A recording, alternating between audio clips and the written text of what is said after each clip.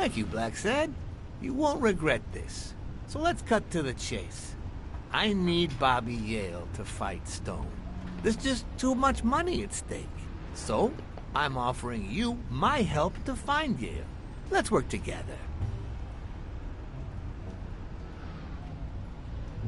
What kind of help do you need? A simple exchange of information. You're a good detective, and I, well, let's just say I have my own ways of making people talk.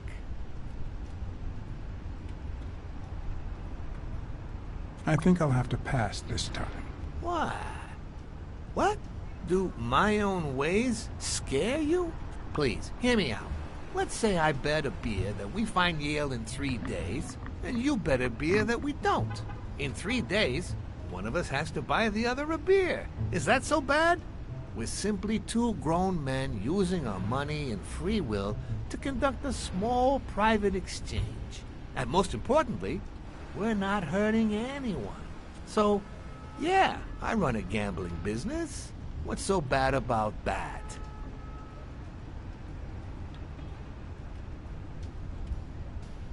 It's illegal for starters. Illegal? Let me tell you what should be illegal. The way our government is ruining America. We live in a so-called free country, a place where honest people can make a living, provided they don't hurt anybody. We're not communists. Well, at least I'm not. I would have never thought otherwise. As for me, with all due respect, it's none of your business. Ooh, all right. Never mind then. In any case, that's not my point. The government betrays our nation's values by passing communist laws that forbid an honest man like me to make a living without hurting a soul. And that, Mr. Blacksad, is just wrong. I'd even say it's unconstitutional. Do you get my point now?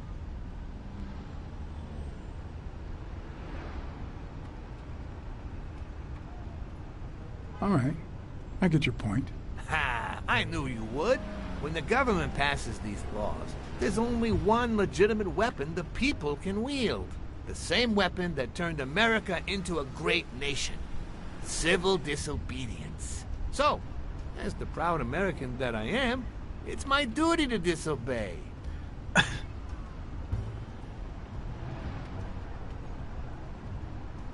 You're bending the truth to justify organized crime.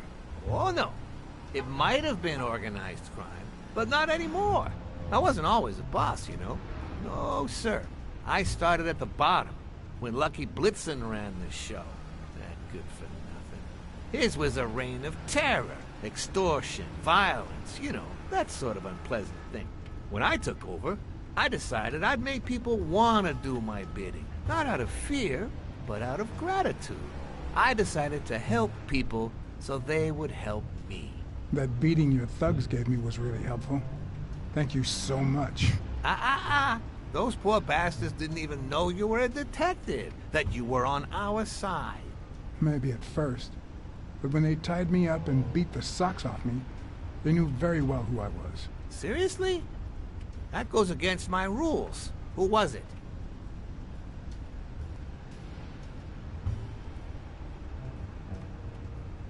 It was just Wilson. That bastard. Don't you worry. I will have a serious talk with him. I cannot tolerate this behavior. Please, accept my apologies, Mr. Blacksad. You see, a lot of people work for me. Many families depend on my business. Not only that, St. Christopher's Hospice practically lives on my donations. The widows of my late employees are set for life. Their kids get free schooling. The cops leave me alone because they know my business doesn't hurt anyone. On the contrary. And, it looks like we're here.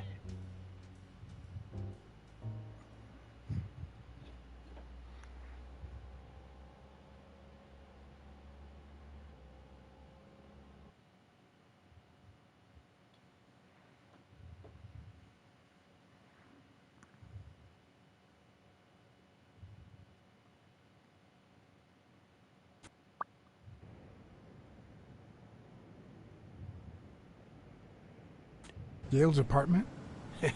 I told you I'm on your side. Go ahead, search the place. I'll wait down here. When you're done, maybe you'll change your mind and share your findings with me. Or not. It's your call, Mr. Blacksad. I'll make sure you're suitably compensated. Wilson, come here.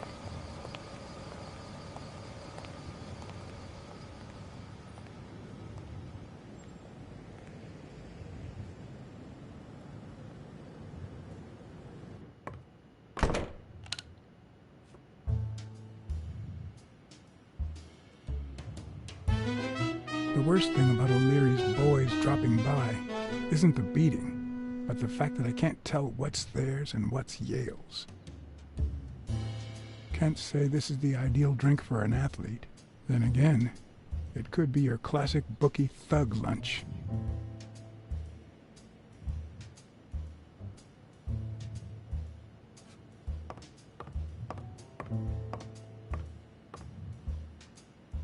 Bobby seems like a nice kid, but I barely know him.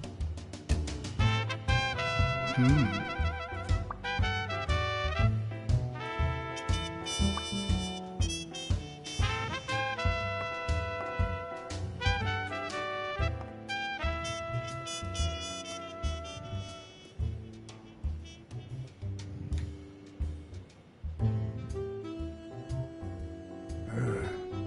17th century French fables. Mayor must be one boring old lady.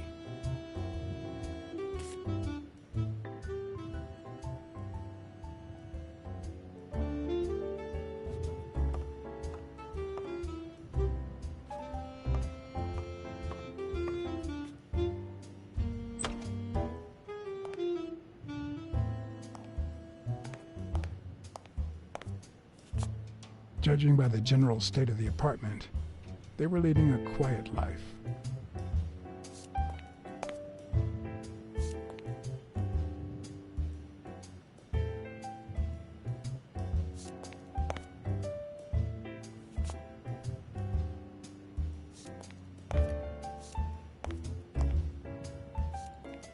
Judging by the general state of the apartment, they were leading a quiet life.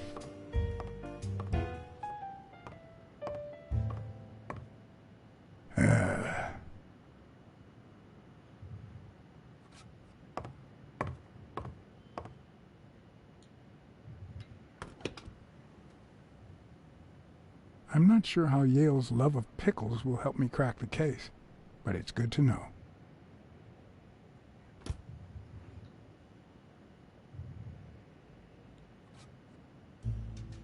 A woman's fragrance. The scarf from Marie.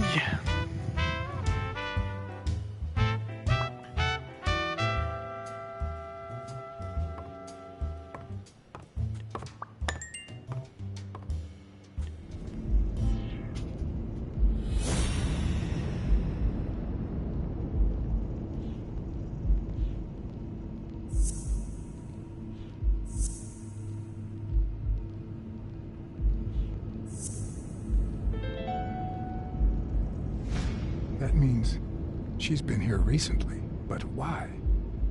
What does Sweet Mary have to do with Yale, the murder suspect?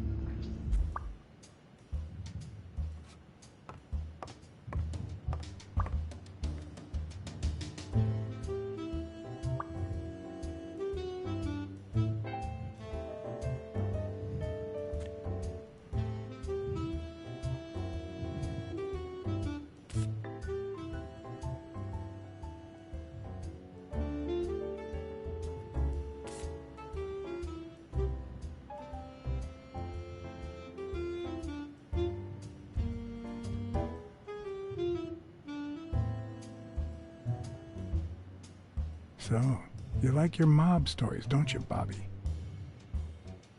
Seems like Bobby inherited something more than boxing skills from his father, besides the tendency to vanish into thin air, of course. Nice chain.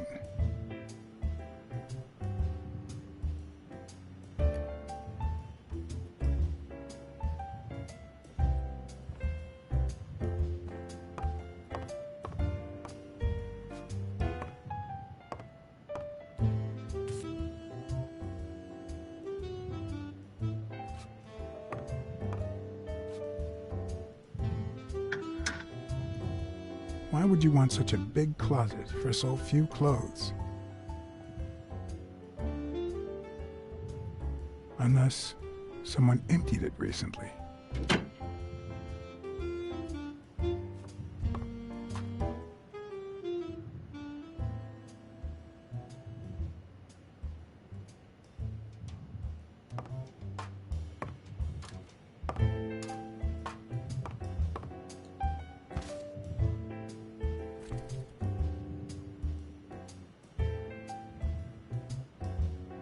Copy 1 of 3. Do you know any of his relatives? His father, Avenarius. Avenarius? The boxer poet? Didn't he disappear 20 years ago?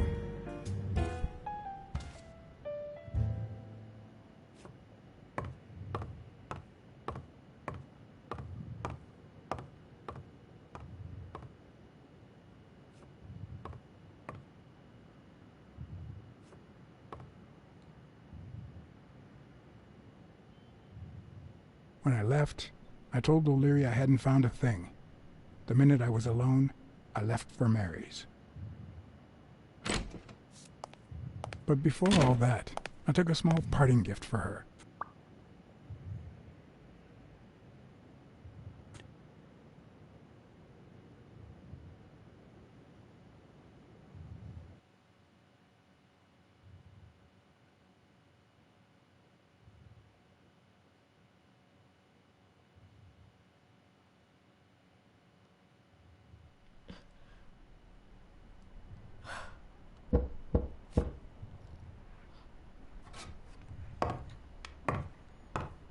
I've never trusted angels. Mr. Blacksad? What a... Surprise? Dun, dun, dun. When they fall, they turn into demons. Joey told me he was going to spend the afternoon painting the gym and that Bobby would be fixing something up on the roof. So, after I found the body and called the police, I went to Bobby's place, but he wasn't there. How did you open the door to his apartment? I think it was already open. Everything is so confusing. I'm sorry, Mr. Blacksad. Don't be. I'm here to figure it all out. What's your relationship with Bobby Yale? He was like a son to Joey, and we were about to get married, so, you know. Okay, I think it's time to set things straight.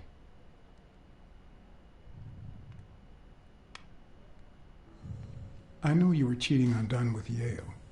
Or was it the other way around? No. How can you even think of something like that? How can you convince me otherwise? I found a picture at Yale's apartment. It's you and him on a roller coaster. Care to explain, Miss Purnell? I'm not white, Mr. Blacksad. What? 7 of my great-grandparents were white. The 8th was black. According to law, I'm a black citizen, even if my skin says the contrary. Do you know what that means when you're born in North Arlington, Alabama?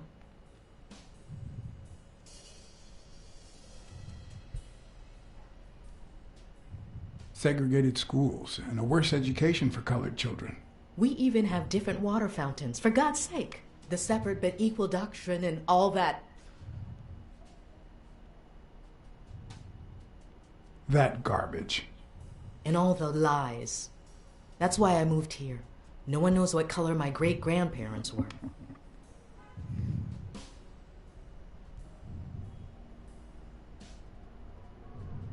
I completely understand you, Mary. Just think if you were also a woman. He's my nephew, Mr. Blacksad. Joe and I first started taking care of poor Bobby when my sister died. That was when he was almost 15. The 3 of us went on that trip to Luna Park. So this is where Joe Dunn comes in. Bobby was the only one who knew about me and Joey. We were afraid that someone would use my past to ruin his career. It's not the first time I hear that story.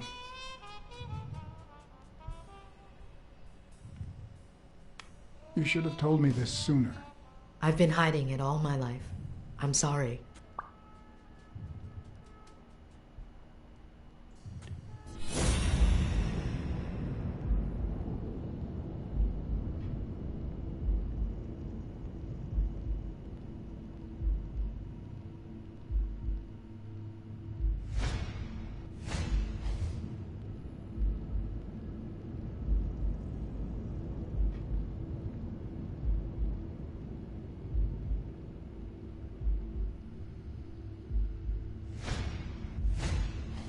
Mary smells like... Actually, the whole room smells like a pie fresh out of the oven, so I can't identify any other fragrances.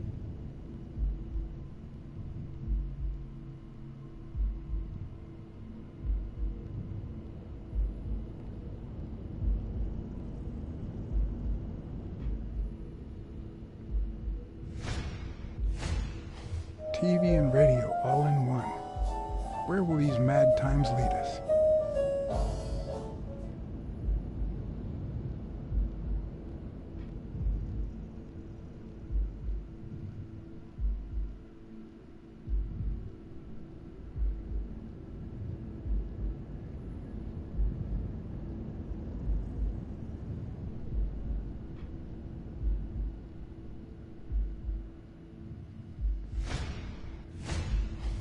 Fresh out of the oven. The whole room smells like pie.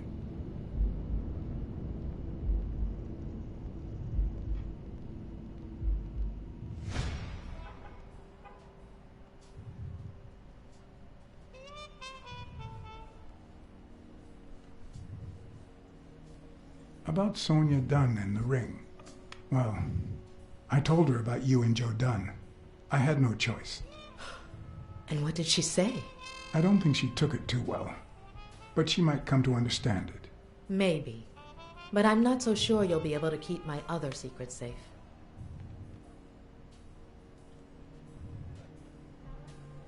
Your secret is safe with me. I'd like to believe you.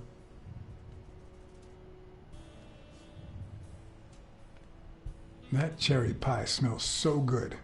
I'm starting to get hungry. Thanks. I pulled it out of the oven right before you arrived. Oh, where are my manners? I'm the worst hostess in the world.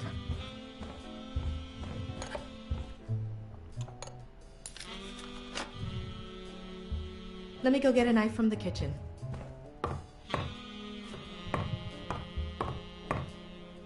And you must be thirsty. Let me see. OJ? Coffee? Water's good, thanks.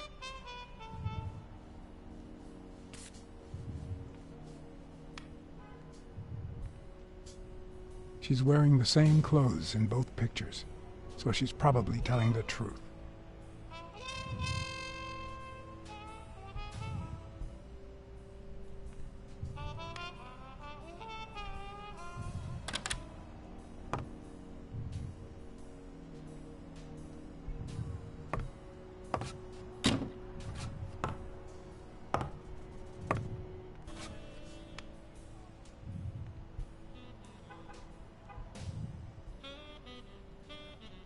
That's some beautiful artwork you got there.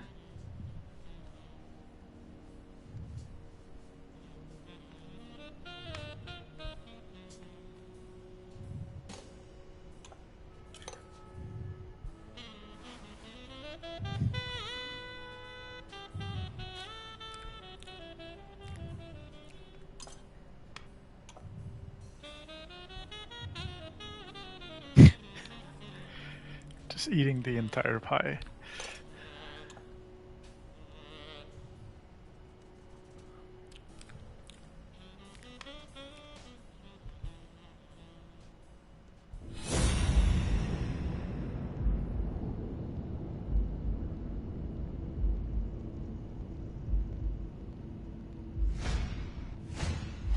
Now that there's almost no pie left, the scent has also disappeared. Interesting. Now Mary smells like a huge dog. Mary, when are you going to stop lying? I know your nephew is here. I can smell him. What?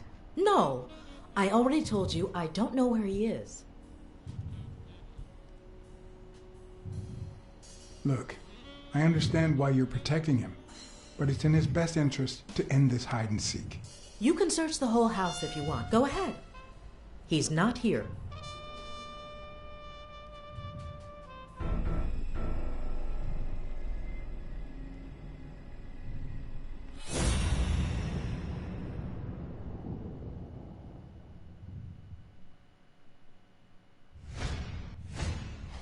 Wait a minute. She's not the one who smells like that. That's where Bobby Yale's scent is coming from. So, that's why you were sitting there. What? I don't know what you're talking about. Yes, you do. Could you step aside so I can check, please? Please go. Mary, for Christ's sake, put that knife down, would you? Leave or I'll...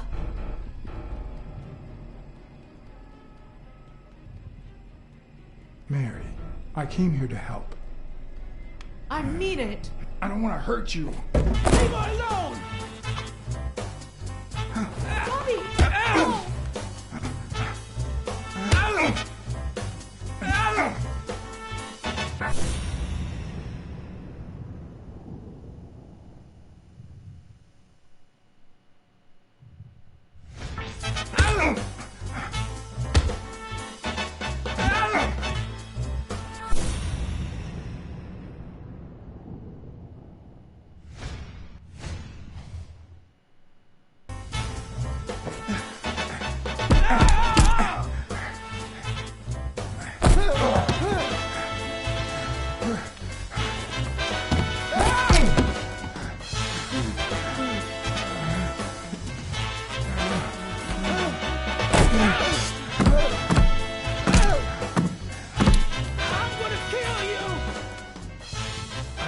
Side, Bobby.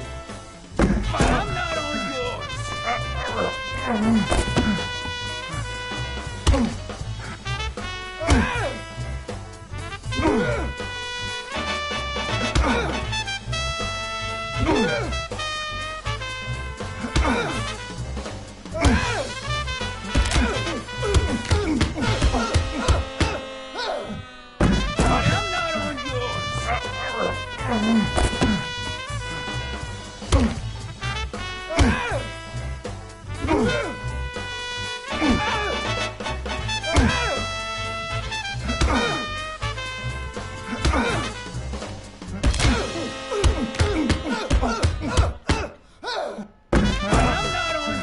How am I supposed to know which side to go?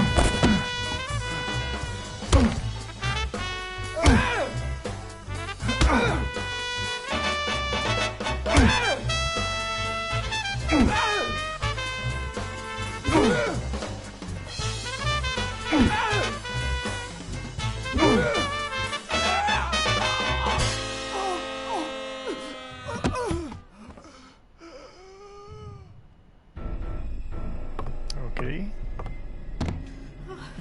Bobby! Call an ambulance. Do as I say. Go on, call an ambulance. Do it now. In the face of a heart attack, there's two things you can't forget.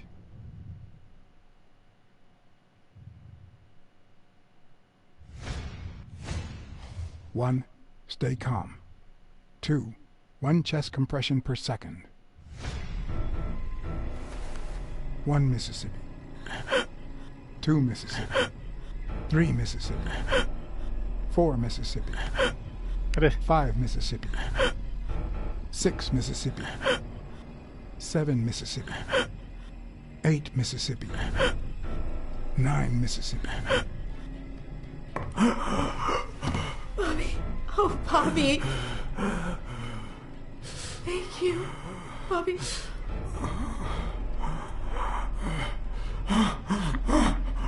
Bobby. Thank you.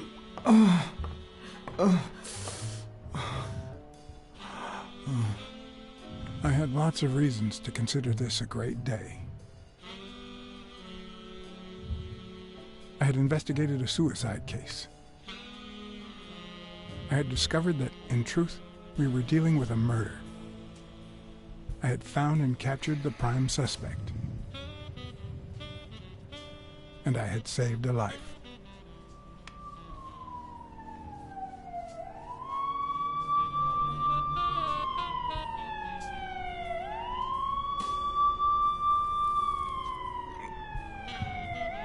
And yet, everything in me screamed that something was going wrong.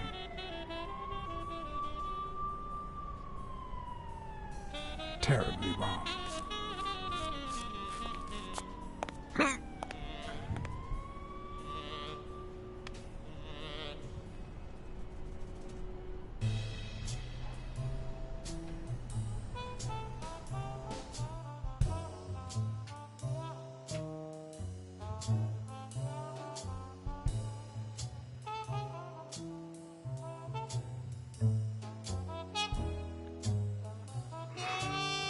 Promise me you won't take the law into your own hands.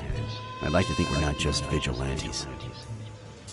I want a gun! What the hell? Bang, bang, bang! A fair amount of violence, extortion, and casualties.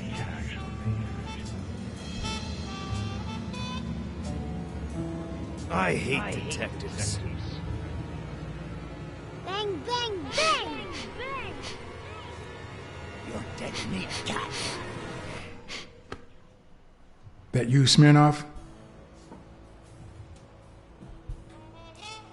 You seem agitated. Nightmare?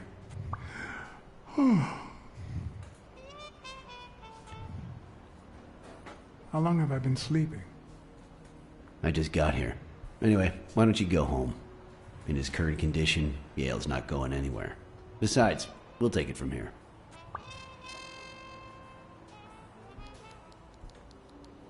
Thanks. I think I need to get some sleep. Yep, that much is clear. As for what happened yesterday, you promised me you wouldn't intervene.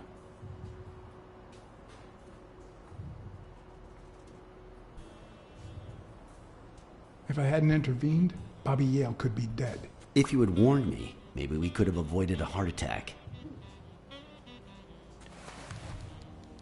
Anyway, what's done is done.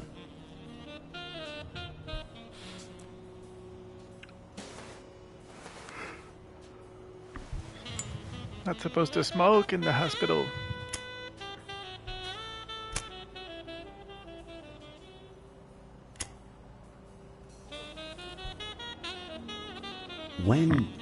When exactly did you realize that he killed Dunn?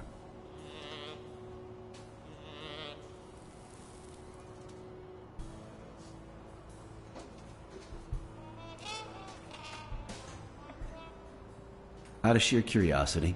I'm a cop after all.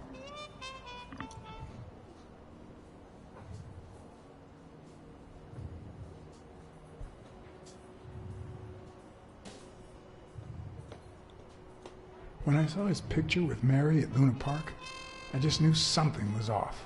How about the motive? Any ideas?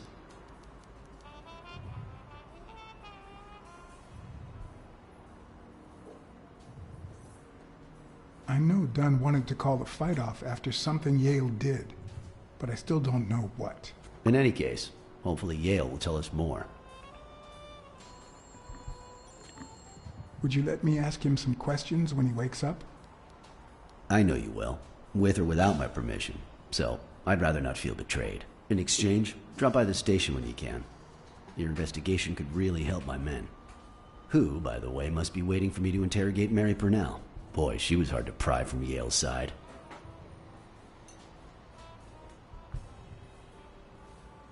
She's been through a lot in the past days. Be nice to her. Of course. In spite of it all, we're not just vigilantes. And as for you, go get some rest. God knows you need it. I will. Thanks for the advice. Gotta be on Tell good the terms. nurses to look at that face of yours. You look like a film detective in his last scene. I'm afraid this film isn't over yet. For your sake, I hope you're wrong. You're in charge now, officer. Okay. I'll send you relief in 6 hours. Understood? Doctor, Who are... Oh, detective. Congratulations. You fared pretty well against that kid. Better than most would have. Now, if you'll excuse me. let's just say I got lucky.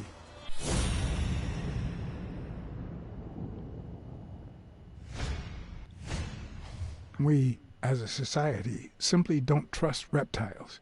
But that's not the real problem. The real problem is our extended belief that there's logic to that distrust, that it's natural and well-founded.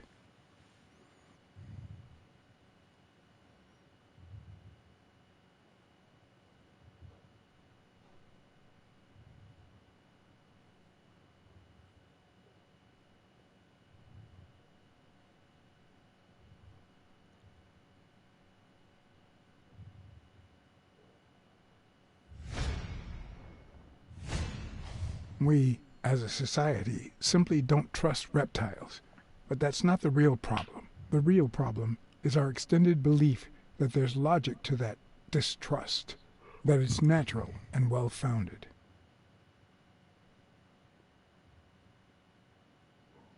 It's a good social commentary.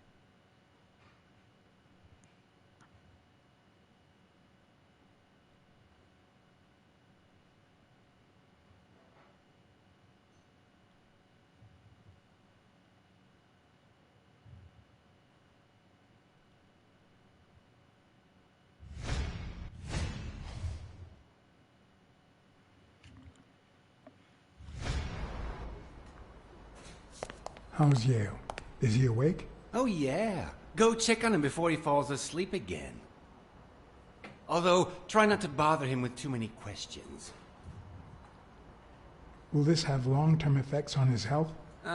It's too soon to tell. He did have a heart attack after all.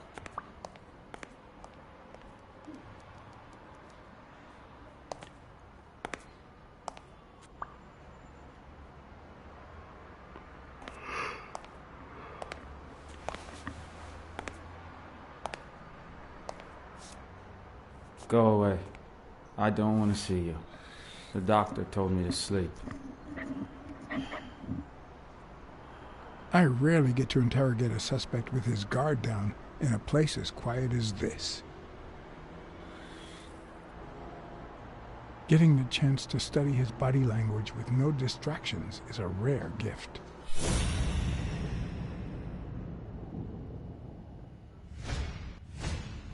His heart rate is increasing. It could mean that he's lying, but it could also just be pure, unadulterated rage.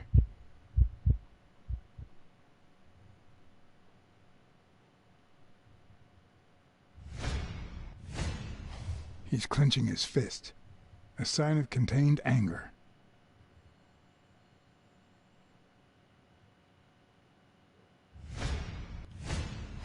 He's looking straight at me. If he couldn't hold my stare, I'd think he's lying. But that's not the case. Clenched fist, fast heart rate, fixed stare. He feels some genuine rage towards me.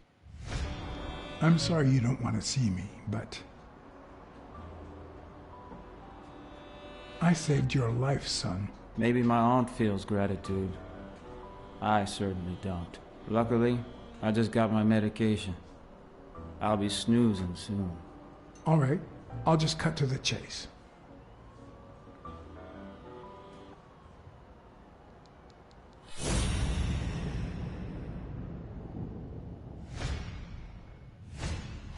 Is he lying, or did his heart rate speed up out of rage?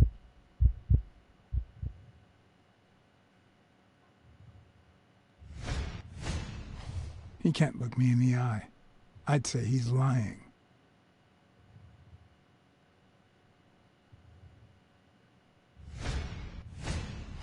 Is he holding back his rage?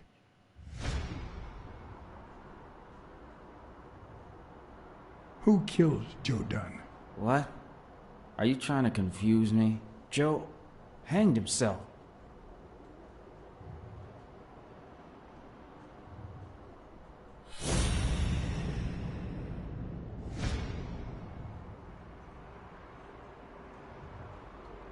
Dunn was too short to hang himself with that rope.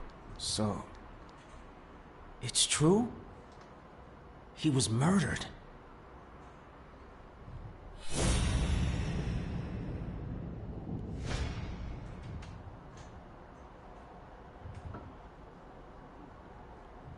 I know Dunn threatened to call off the fight. Why? How do you know that? I'm a detective. That was his anger talking. He never really meant it. That doesn't matter. Why was he so mad at you? What did you do? Nothing. Joe thought that I wasn't training hard enough. That I was going to lose. All right. Let's just say that I believe you.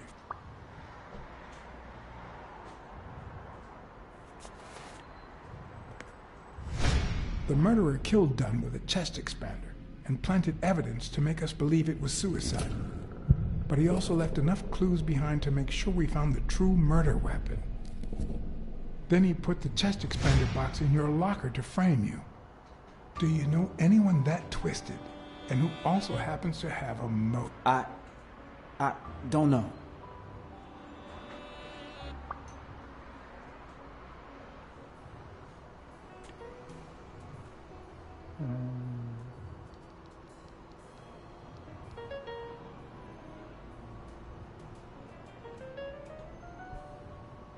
What about Frank Cassidy? Do you think he has a motive? Maybe. A few weeks ago, Joe took me to a boxing managers association meeting. Headed by Cassidy. Yeah. He was obsessed with making it illegal for boxers to fight without a manager, or without an associated manager. Everyone seemed to go along with it until Joe spoke up. He said that would lower us to mob status, that Cassidy had founded the association just to make money by monopolizing the sport. That made others think twice. And Cassidy ended up empty-handed. Poor Cassidy.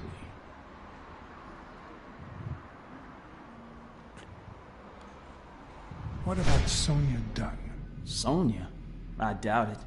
She's odd, but she's his daughter. I've seen worse, believe me. Maybe it was... What am I saying? Jake could never pull off something like that. Nothing. Never mind. Desmond O'Leary certainly seems twisted enough. Did he have anything against Dunn? I'm not sure if they knew each other. At least not in person. About a month ago, Joe kicked one of O'Leary's men out of the gym. He was trying to give a business card to... Jake Ostiami. Yeah, exactly. Did Jake tell you about that? Something like that. Blacksad. I think I owe you an, You know, my father disappeared when I was 6, right after winning a fight. We never heard from him again. Do you know what that does to a kid? Who knows where I'd be if Joe Dunn hadn't been in my life.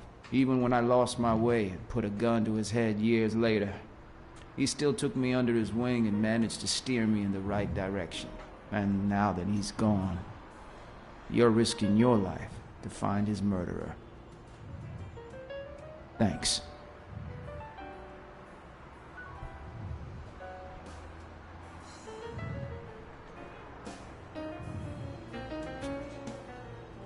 I'm just doing...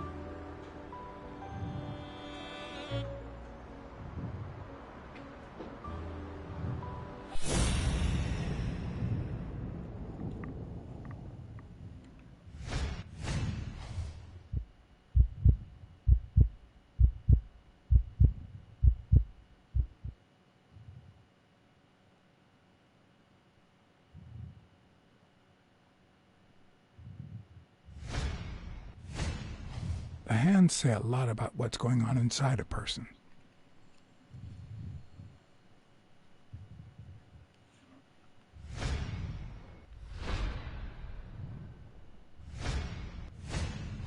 Is that eye movement normal?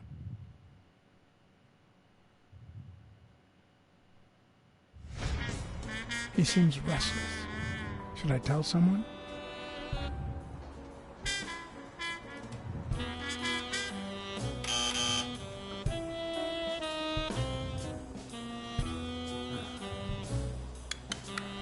See? There's no fever whatsoever. He must be having a nightmare. Are you sure? Wouldn't you have nightmares too, after what he went through yesterday? I know I sure wouldn't sleep. I have nightmares myself, but those go way back. Oh, the poor thing. Do you know what my nightmare is? It's that witch I have to work with. Oh.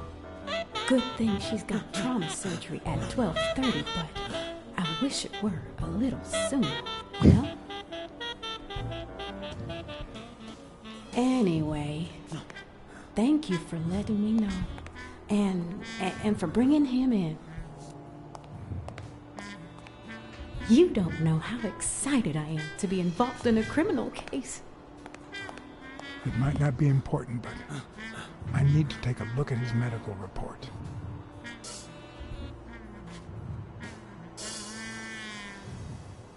The number of cigarette butts is inversely proportional to my hours of sleep. Ah, damn.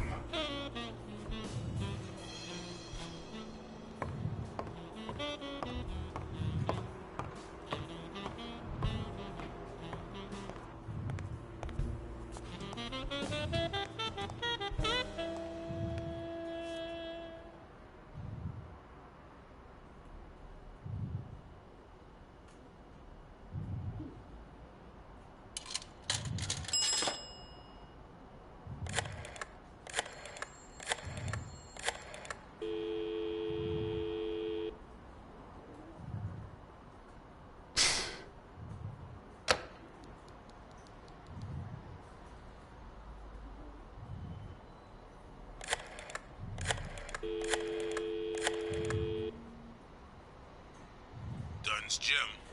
Sheikh Ostiombe speaking. Jake, it's Blacksad. Could you get... I have work to do, John. Call you later. Ronald, get on that ring!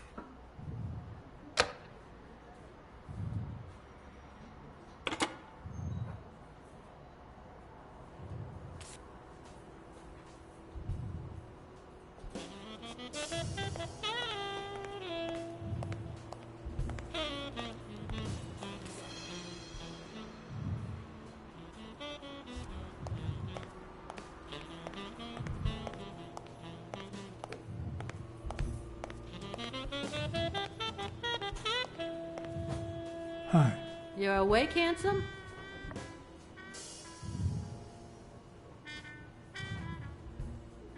They ran several tests on Bobby Yale last night after admitting him.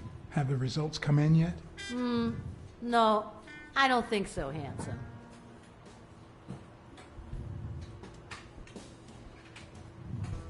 Can I have a Morley's, please? No, but I'll sell you a pack.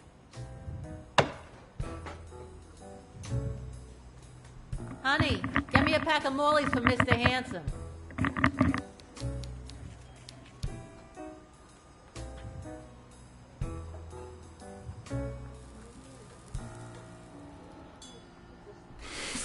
Smoking inside. Ooh.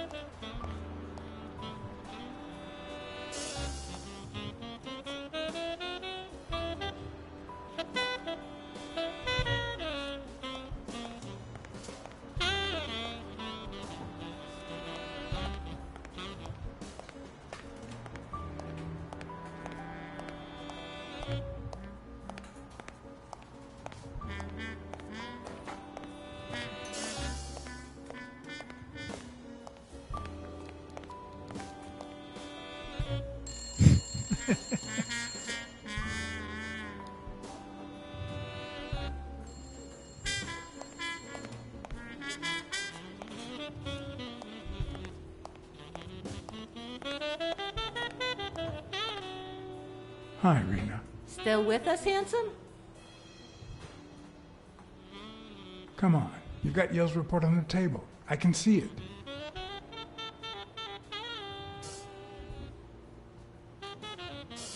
Well, that's that.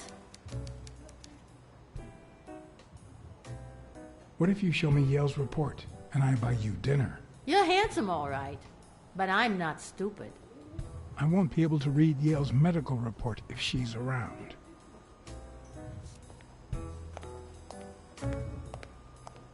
Gonna make a fake phone call.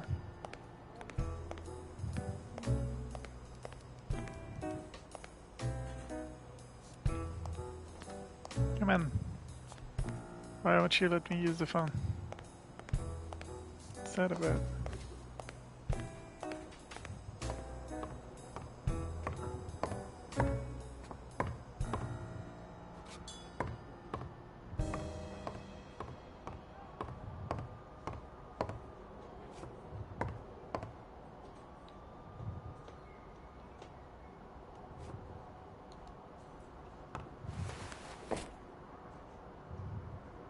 Ugh.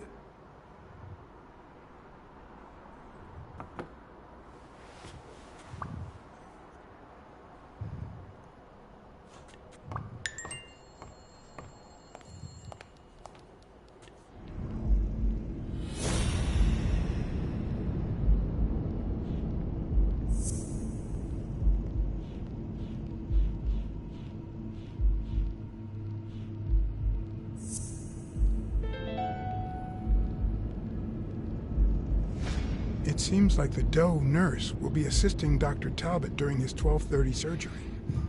In 4 hours. Could I get them to operate any sooner?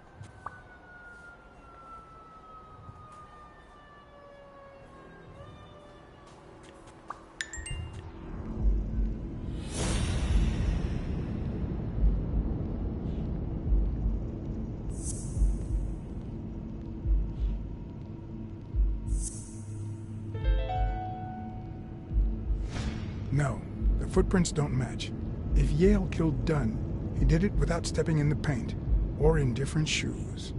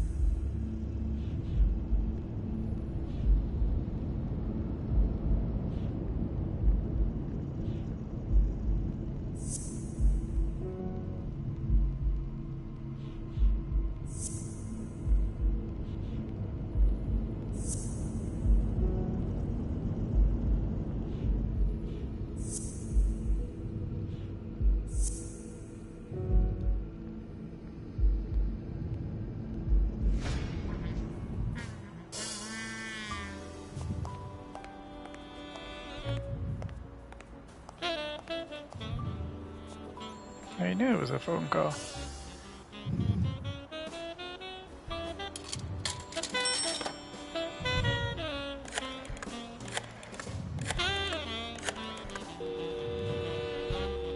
Trauma? Sherry speaking. Get Dr. Gregor Talbot, please. Yes, 1 minute.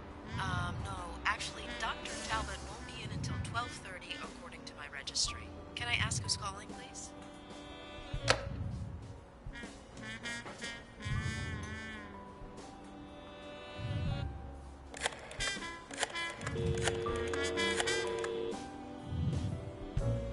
Sherry, this is Dr. Talbot. We have to reschedule the 12:30 procedure.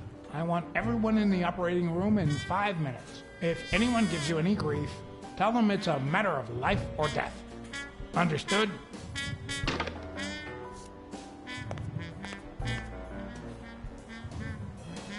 A matter of life and death. A matter of life and death. You gotta be kidding me.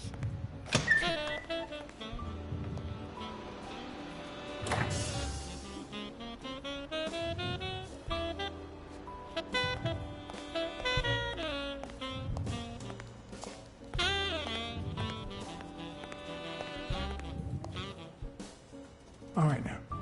How do I put this? I need something that you have. Oh. Only if you guess why I'm giving it to you.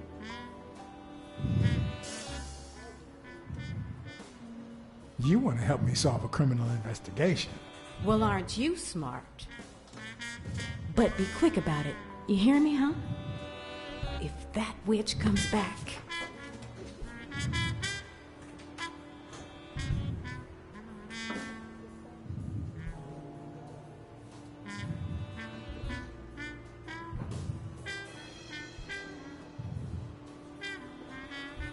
What? What does it say here? Ah, you know doctors. The top handwriting is mine. Let's see. Extrasystole and dehydration caused by panic attack. Extra what? You know, arrhythmia, like skipped heartbeats.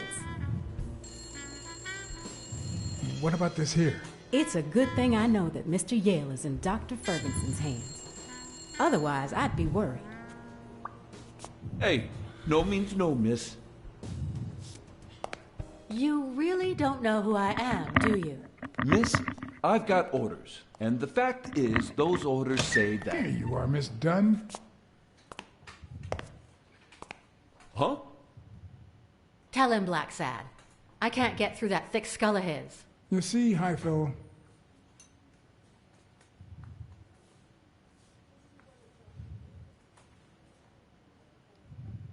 this is my assistant, Jerry. Assistant? How so? She's helping me with the investigation. Between you and me, and all due respect, miss, but aren't we taking this woman's liberation a little too far? All right, go ahead. I guess it's her business after all. Your assistant? You think I'd make a good detective?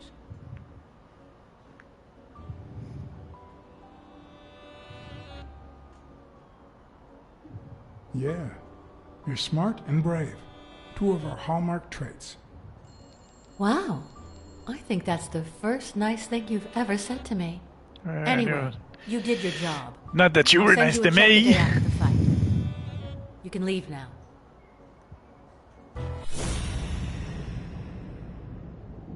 What the fuck? Huh, no. She's gonna do something stupid. Sonia, don't. You killed my father. You said so yourself.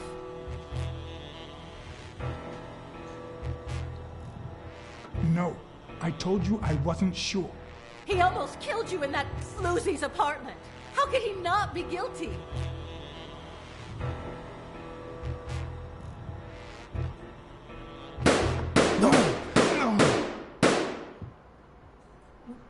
Jesus. Why did you say that? I mean, Sonia, don't. I was about to You press killed the my button. father. You said so yourself. No, I told you I wasn't sure. He almost killed you in that floozy's apartment. How could he not be guilty? You can't take justice into your own hands. Believe me, it will haunt you as long as you live. Shut up. None of that matters. How could he not be guilty? Your father wouldn't want you to do this. He was a just man, and this is not justice.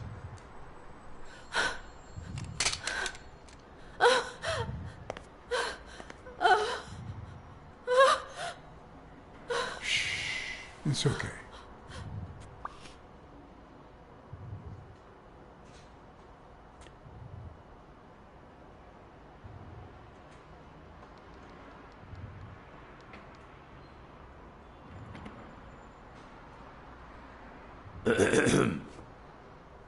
Uncle Tim! Sweetie, I came back from Los Angeles as soon as I could. I told you not to rush back. Come on now, honey. Aren't you going to introduce me to your friend? No, this is John Blacksad, the detective who found Bobby. Oh, so this is strictly professional. I thought you had some good news for your uncle. No, Uncle Tim, don't be silly. Don't be silly. Look at you. Smart, educated, as dazzling as the brightest of stars. Every single man in this city should be at your feet.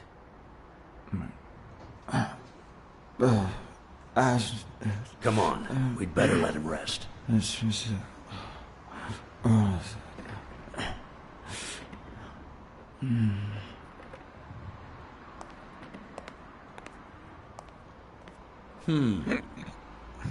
I see. Let's say you're right and Bobby Yale is innocent. Who should we focus on now? We?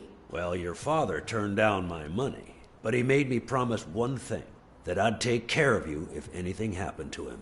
But I can... How'd you get in the place? I know you're perfectly capable of managing that gym on your own, but we don't even know if he'll be ready to fight Stone. Besides, someone seems really invested in stopping that fight, and someone has to pay Mr. Blacksad to get to the bottom of all this. Please, talk some sense into her.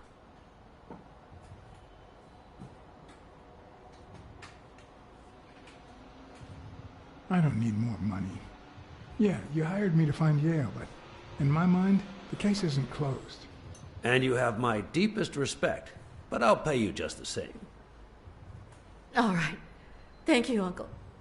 Thank you so much. All right, stop crying or you'll ruin your makeup, honey.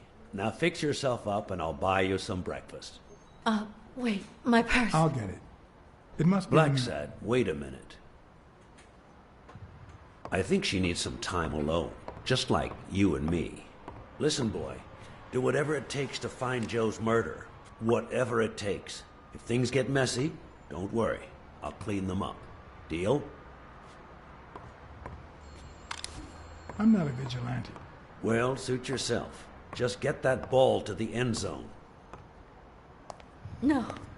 Are you telling stories about the great Iron Arm again? Wait a minute. Of course. The Milestones quarterback. Tim Iron Arm Thorpe. It's a good thing folks usually recognize me sooner. Blacksad, you coming to breakfast? I'd love to, but I have to go ask for a favor.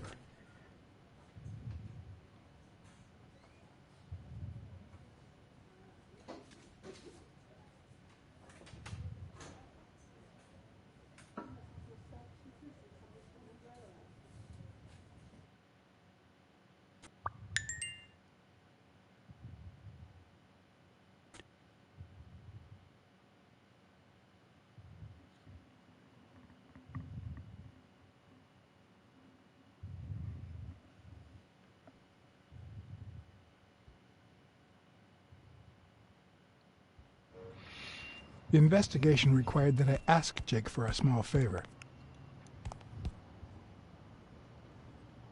Or demand it, if worse came to worst.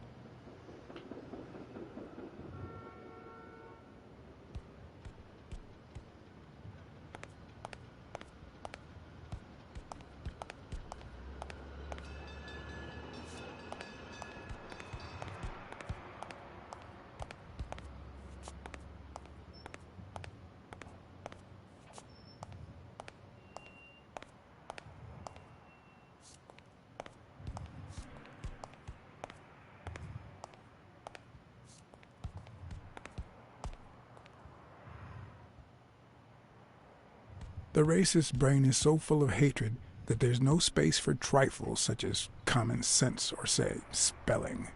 But this most cultured writer spotted the error and attempted to correct it. Not sure what to make of the outcome.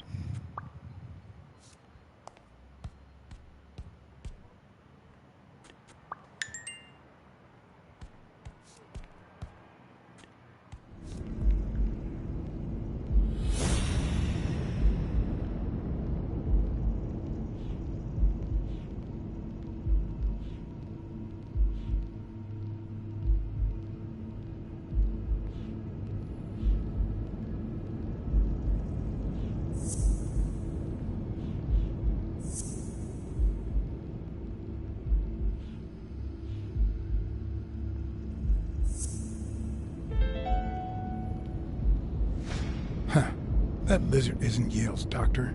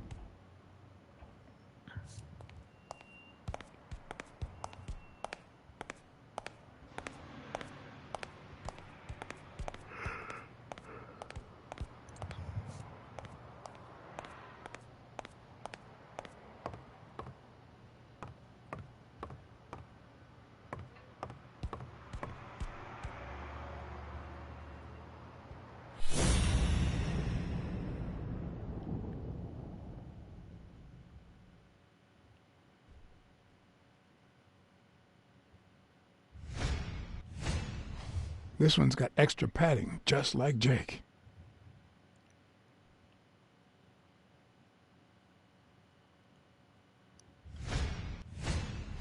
How many hits does a boxer take to the head throughout his career?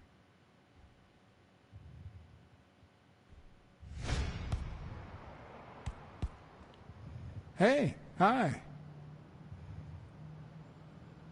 Hey, focus, will you?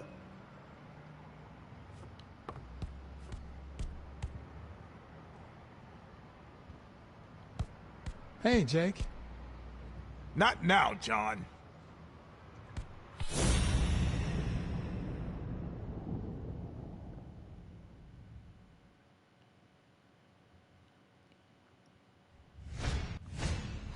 Not the smartest cookie in the jar, nor the most tactful.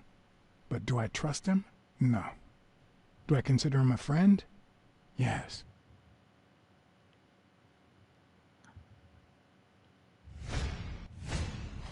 He's been training with those same shorts for who knows how long.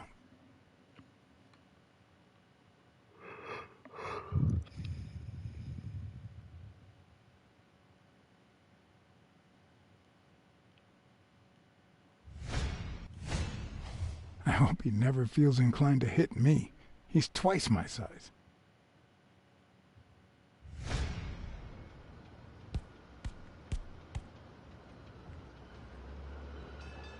Hey, Jake.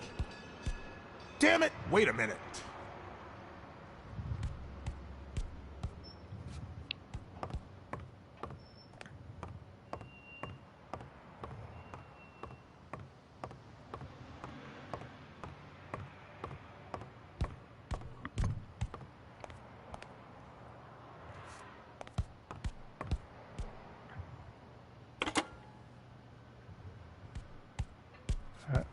All right.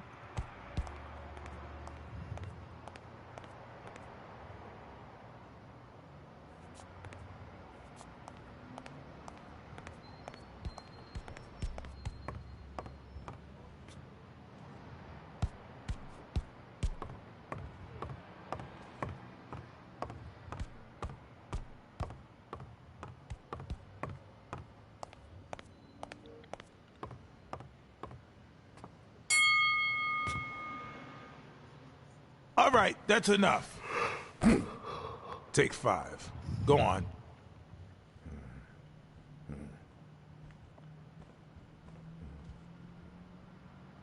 What, John?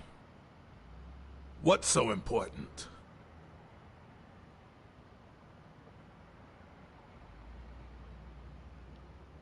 Why are you coaching that guy? Oh, that's right. You don't know. Sonya asked me to run the gym. Well, at least the fun part. As soon as Bobby Yale's back on his feet, I'll turn him into a champ. I'll make him crush stone. Just you wait. What? Why are you looking at me like that? Is it the first time you coached anyone? Yeah, but you think I can't do this, don't you? Well, screw you. We'll win that fight.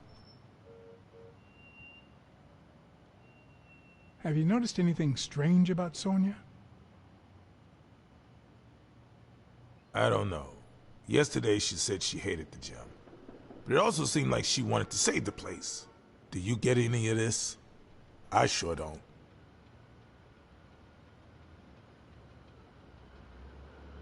It might not have seemed that way, but she loved her dad. Believe me, I've got reasons to be certain. Could you tell me where Old Erie's headquarters are?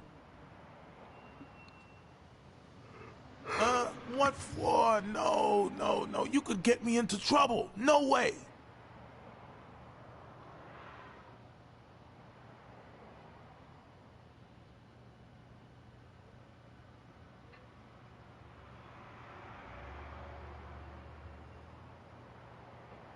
You lied to me yesterday, and being the good friend that I am, I kept your secret. You owe me. I don't think I'd keep protecting you if we weren't friends. Although, if we were friends, you wouldn't hesitate to help me. Tell me, Jake, are we friends or not? Damned cat. Jeez. All right, O'Leary's hideout is in the basement of a Chinese restaurant. But I don't even know how to get in. Well, I'll see you tonight. Wait, were we supposed to meet? Of course. Your place, 11 p.m. See you there. Ronald, the break's over. After 30 hours of work and several beatings, every bone in my body ached for a bed. Now it's my turn. So I went home to recharge. Because the night ahead was bound to be promising.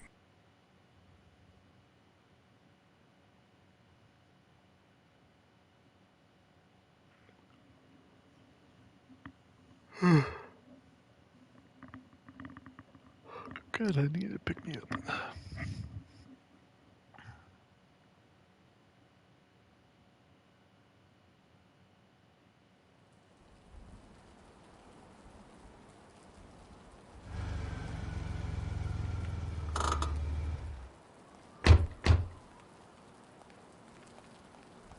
What do you know about that basement? Well, let me think. Nothing? Come on, Jake, for Christ's sake.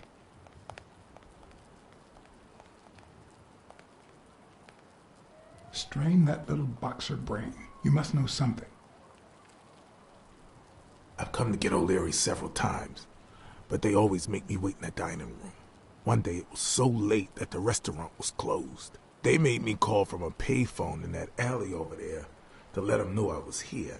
A few minutes later, O'Leary came out the back door. That red one there. All right. You stay by the payphone. Wait till I'm inside. If you see anyone, call the same number you did that one time. Let it ring twice and hang up. Got it? Screw you. A promising night indeed.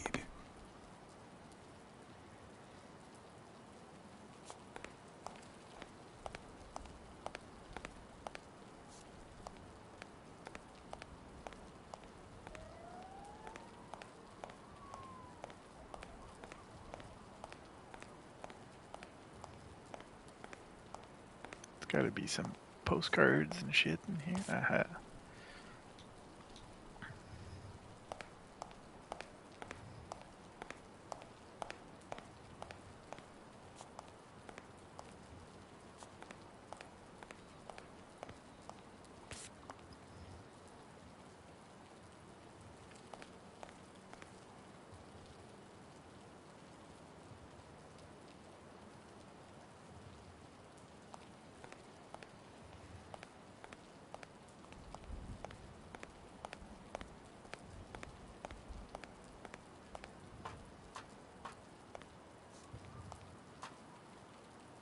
Could it be an elevator shaft? How does this thing open?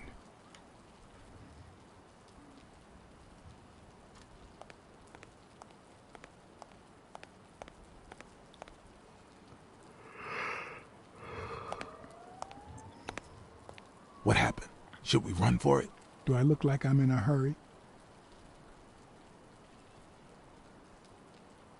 There's a trapdoor on the ground, right by the restaurant. Does that sound familiar? Huh? The restaurant or the trapdoor? Okay. Forget it. Are you done? What do you think? Check out that graffiti. You're in On Leon Tong territory. Wow. I thought the Tong Wars had ended years ago. Maybe someone nostalgic just got bored. Damn Chinese mafias. Yeah. American mafias are infinitely better, no doubt. What's taking you so long? You want to switch places? Okay, I'm going back to the alley. I'll let you know if I need anything.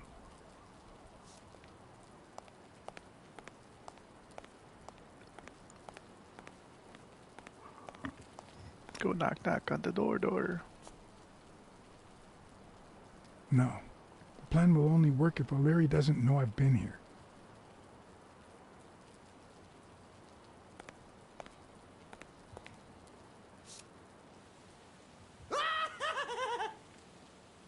Stupid duck. I'm guessing it lights up when they ring at the main door. Stupid pig.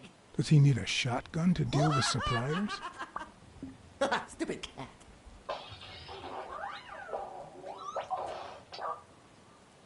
Would he even notice if I got in?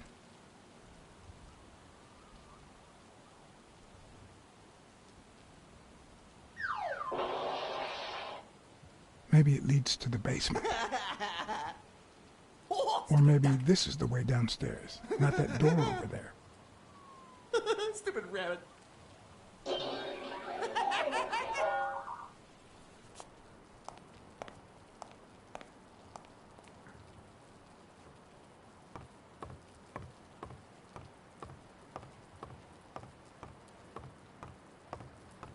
What?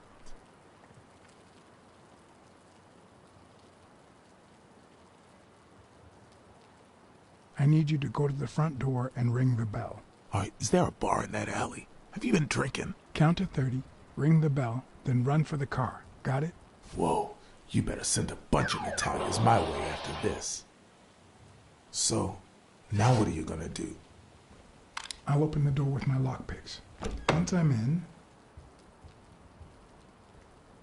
I'm still not sure if I'll take the hall or the door on the right. The door.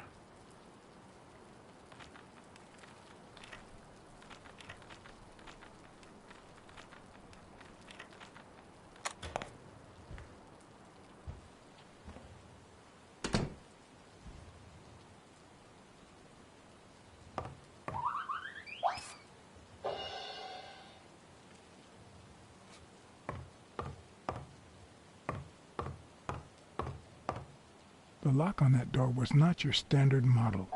I had to give it my all.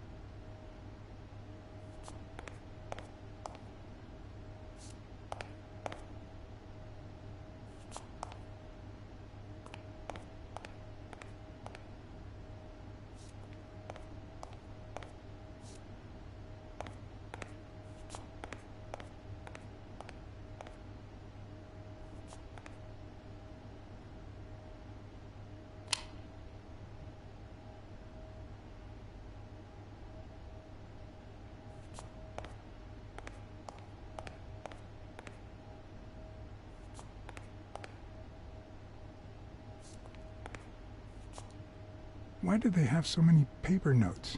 Do they get that many orders? Because they're bookies.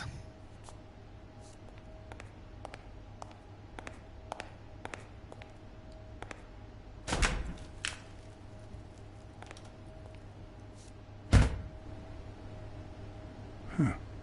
I was expecting some frozen bodies.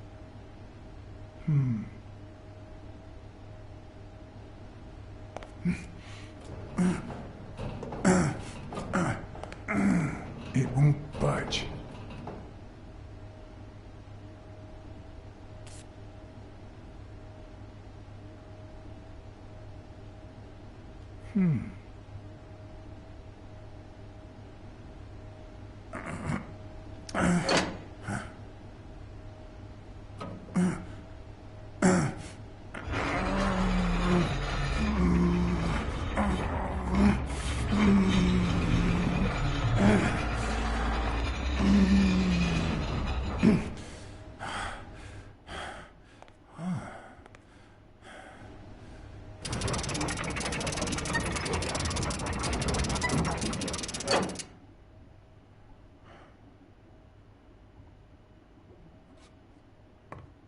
The odds are incredibly in Stone's favor. I guess that he's the reigning champion, and Bobby Yale is just a contender, but maybe word got out about his condition.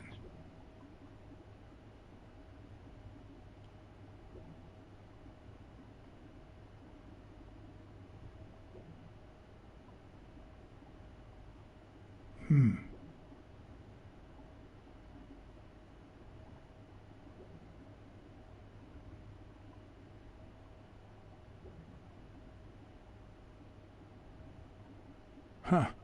Looks like those colorful notes weren't restaurant orders after all. I told you. There's one on each table, except this one.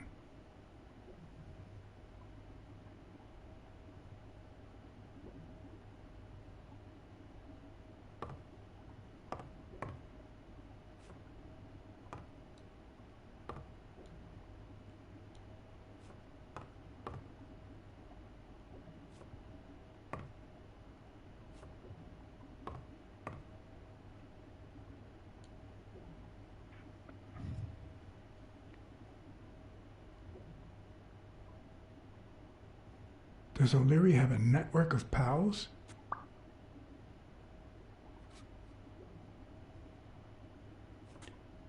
Is Chicago in a different time zone than New York? Really?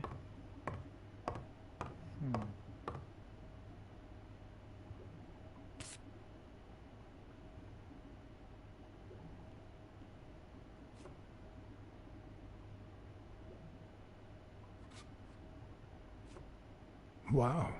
I didn't realize you could place so many bets on a single baseball game.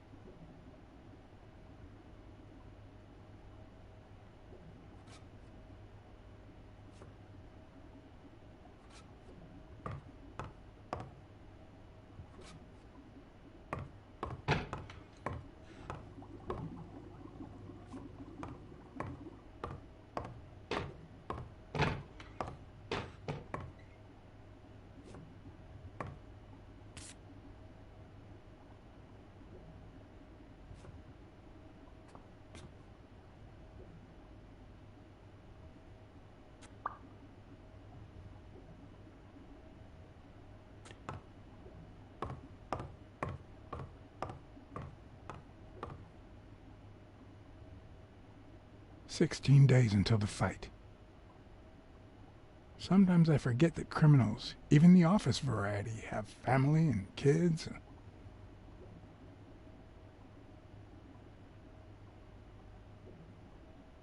Anyway, maybe things aren't so bad on the dark side.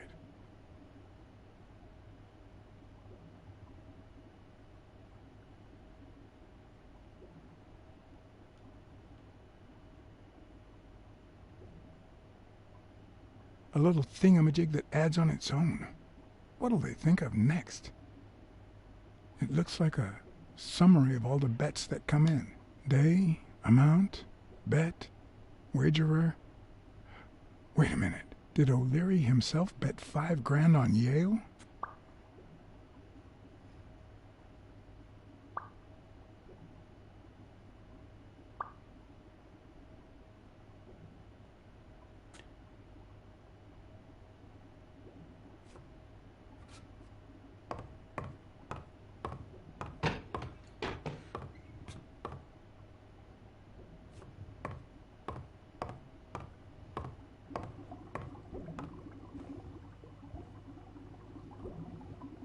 Could that be Ireland?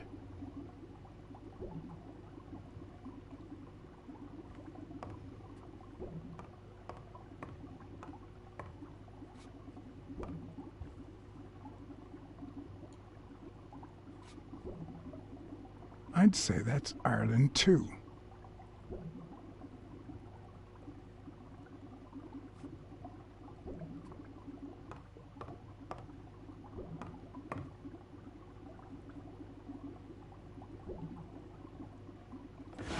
If they're not together anymore, why does O'Leary keep so many pictures of romantic moments with Helen Moore?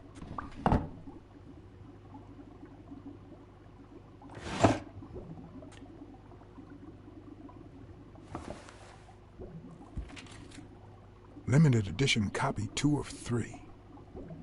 We listen, if you call it listening, to the sentimental romance. Your eyes act like the moon.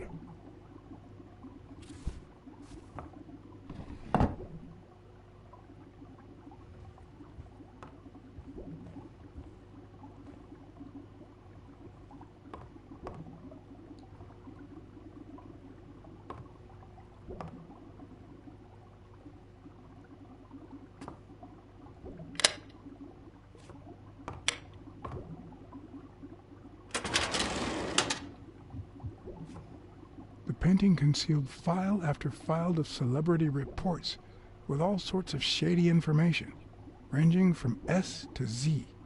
Almost all of them were athletes. Is that what O'Leary meant when he said that detectives and police officers were his friends? I wonder how many spy for him.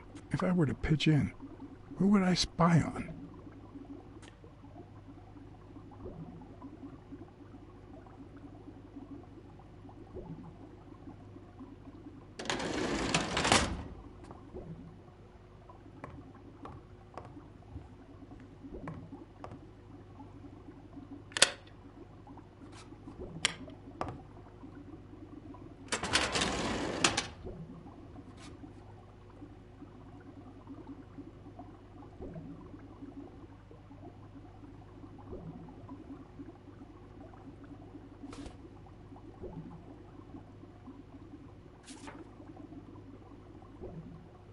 Helen Moore's file was, by far, one of the juiciest. She had been just a run-of-the-mill tennis player until O'Leary launched her career by rigging enough games to help her climb the ranking. However, O'Leary hadn't fixed any of her games in over a year. In spite of that, she remained undefeated. Be as it may, it was clear that O'Leary had enough information to ruin her career.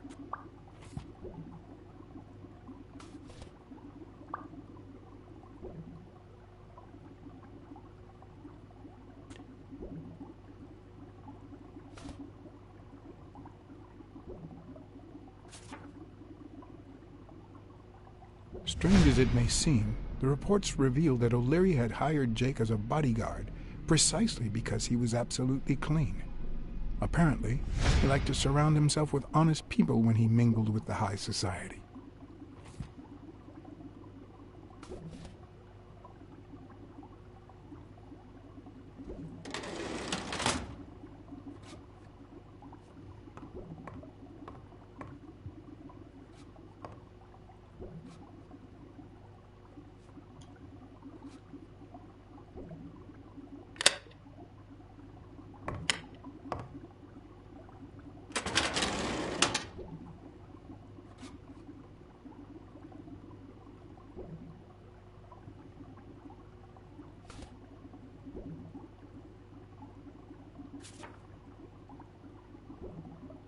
Thorpe had been a rising football star before the war, which he came back from with honors and decorations. After the truce, he resumed his career.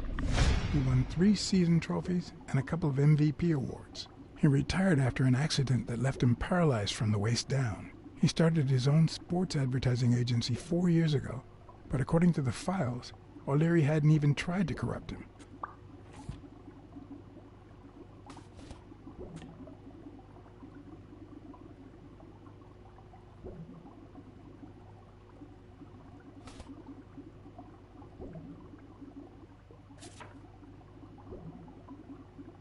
According to Stone's report, he was so clean, not to mention hard to corrupt, that O'Leary opted for a more subtle strategy. Apparently, when he broke up with the tennis player Helen Moore, he set her up with Stone. Lucky for him, they hit it off. As I put away the report, I stopped in my tracks.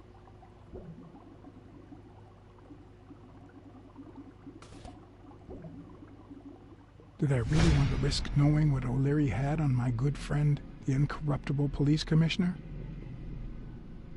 To be honest, if Smirnoff had anything to hide, I'd rather not know about it.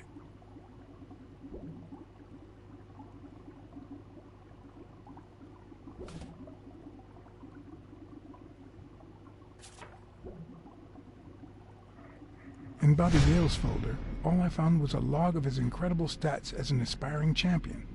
20 victories, 16 by knockout. Although, at the end of the report, someone had underlined one word several times. Untouchable.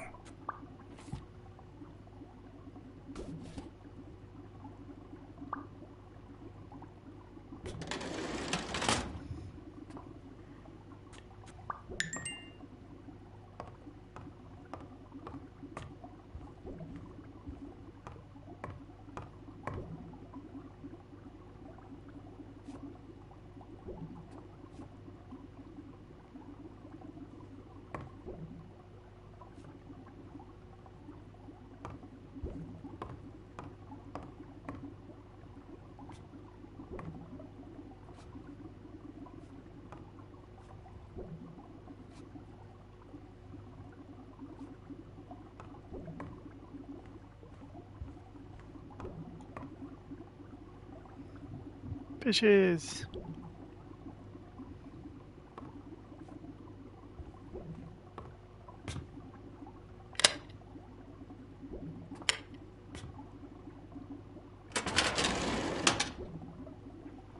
Luckily or not, files in through R included no one that I could somehow connect to the case.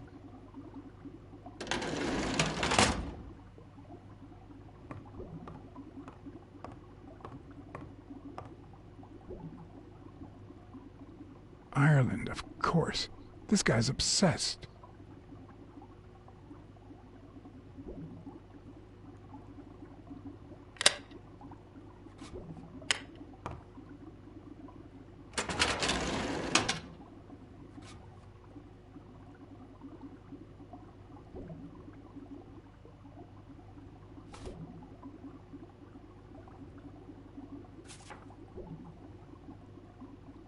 Dunn's integrity was legendary, even in O'Leary's shady reports, just like Yale had said.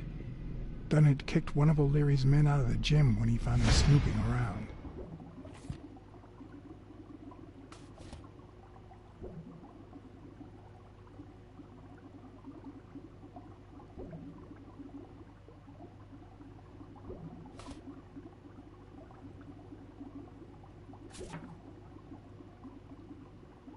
The report on Yale's father was the shortest of all, since only his name was left. Why?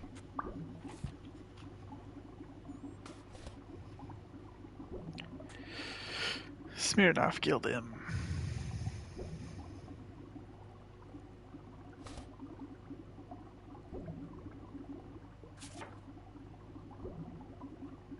Cassidy's report was possibly the longest among all of O'Leary's files. Apparently, their rivalry went way back. So much so that they spied on each other in the most unthinkable ways. At least I was able to confirm what Yale had told me. Cassidy had threatened Dunn after he refused to join the managers' union.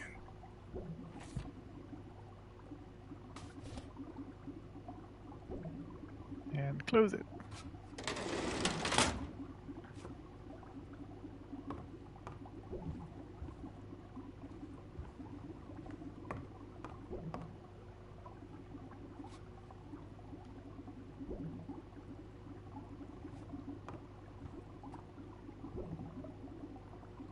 I hope I never become the object of O'Leary's obsession.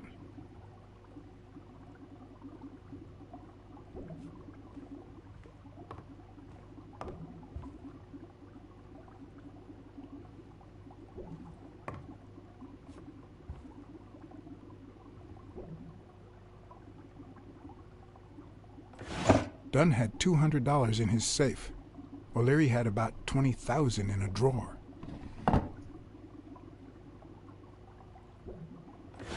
Even Dunn had a gun in his office. O'Leary couldn't possibly be the exception.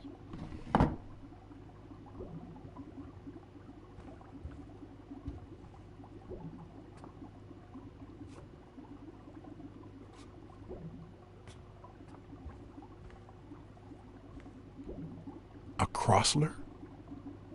The good news is, I don't need lockpicks to open it.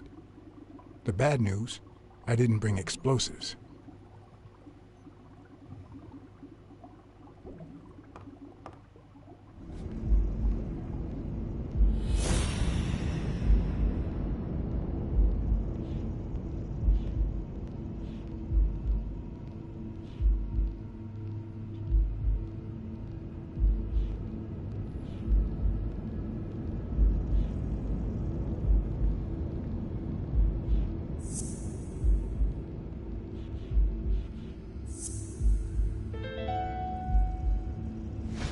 I'd say O'Leary has threatened Stone with ruining Moore's career.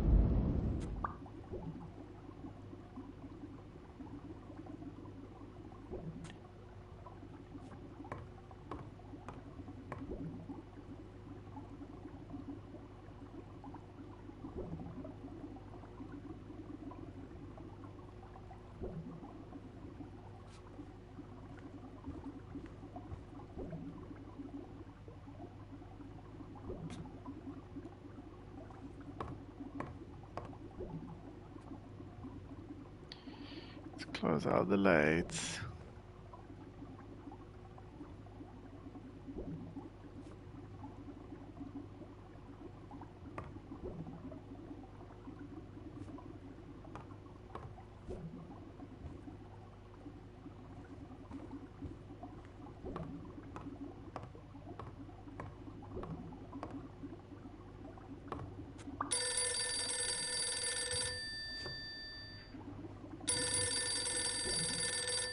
Jake. Someone was coming. Are we or are we not exemplary workers, Jimmy? Here it is, middle of the night.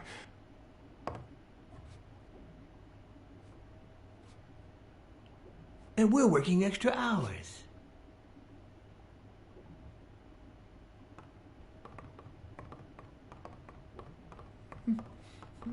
Hey, Jimmy, what do you think about that? I think he's scared stiff, Desmond. Why's that, Jimmy? We're giving you the red carpet treatment. We even let you in the boss's office. You're one lucky fellow. You can't say I don't treat you well, Jimmy.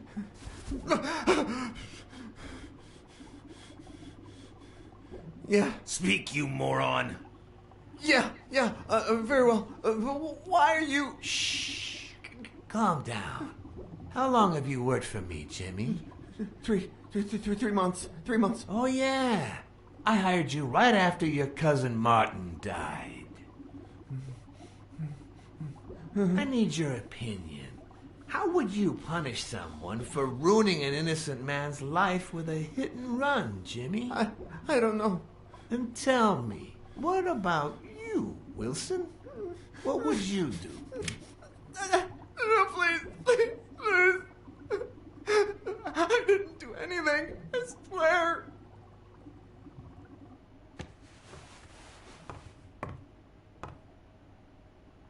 O'Leary, the police have surrounded the... Well, that didn't go as planned. You don't need to worry about that.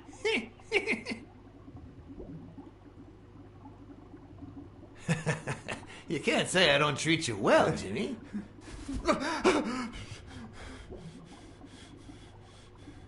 Yeah. Speak, you moron.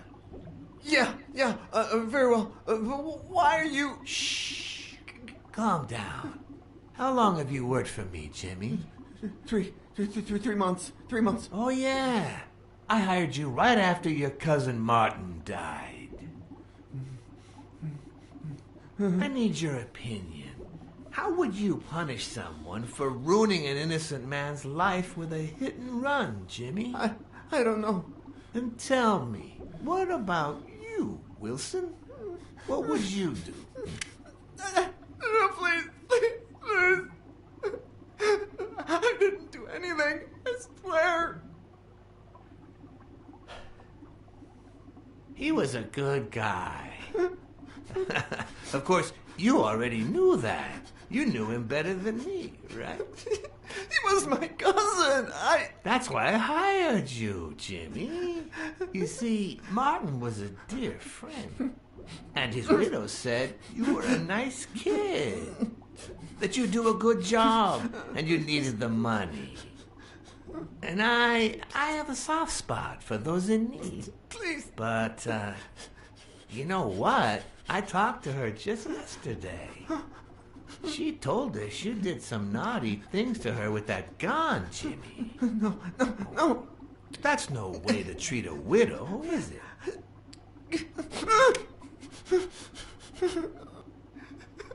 She's lying. Why would I do that? What about the kid? Are you so sure you know how long a kid can hold his breath? With his little head inside a toilet bowl? Son of a bitch.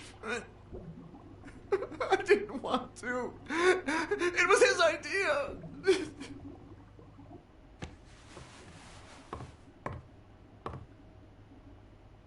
Leave him alone, O'Leary. You can't just take...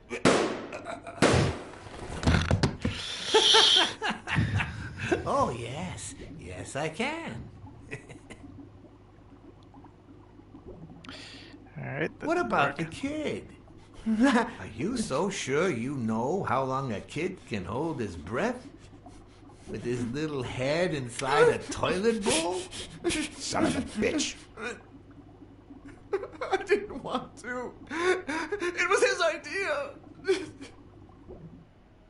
Selfishly, I was glad I hadn't risked my life to save Jimmy.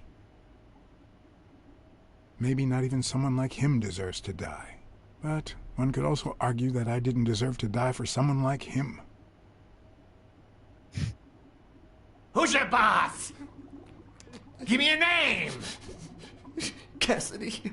It was his idea. He said you'd hired me if I'd managed to scare the widow, and I just... All right. Let's just calm down now. Okay? It's gonna be okay.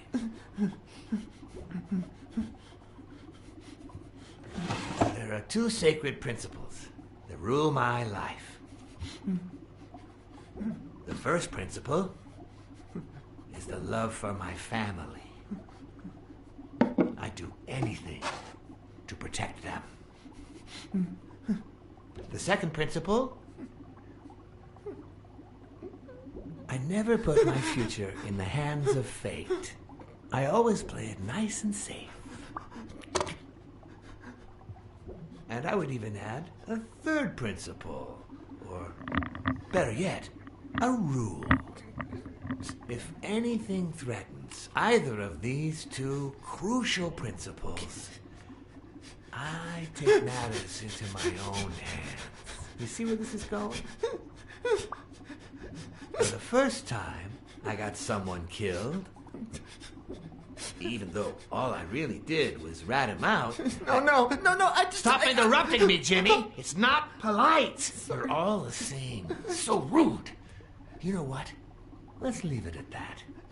You're going to give a message to that disgusting walrus Cassidy, aren't you? Yeah, sure. Whatever you say. Sure. Good boy. What's the message? Oh, Jimmy. You still don't get it, do you? You are the message.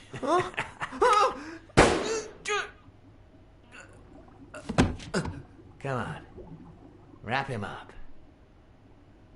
Make sure Cassidy gets the message for breakfast, will you? I hope he chokes on it. Got it. He's a good villain. Where are you hiding, little fishy? Once again, you didn't get to hear the end of my story.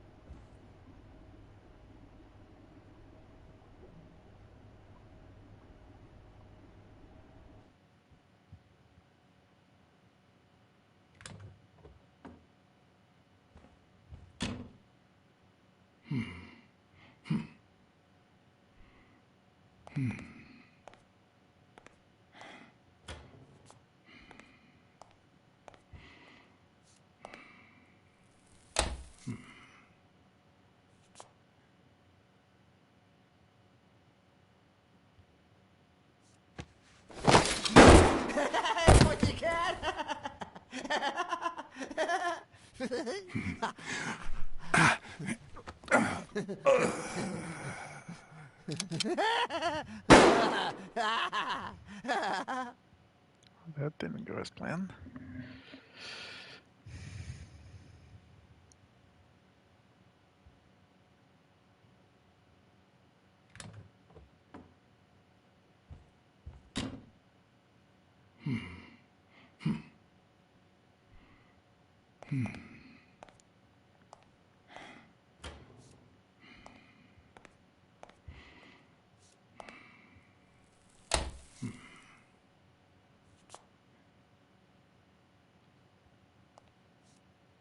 What? Just where do you think you're going, putty cat?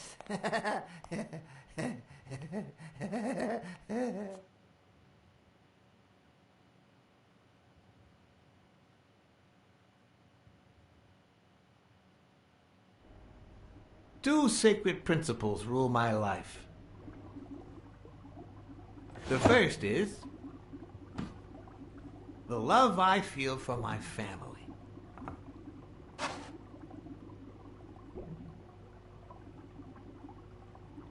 The second,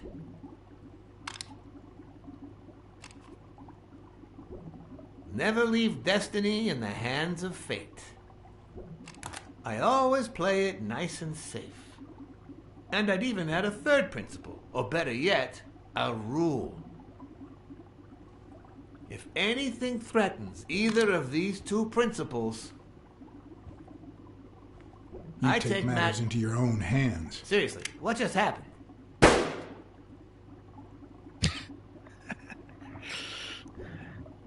That was real quick. Two sacred principles rule my life. The love I feel for your family. What is going on today?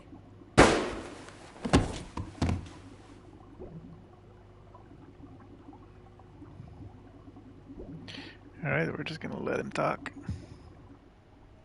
Two sacred principles rule my life. The first is the love I feel for my family.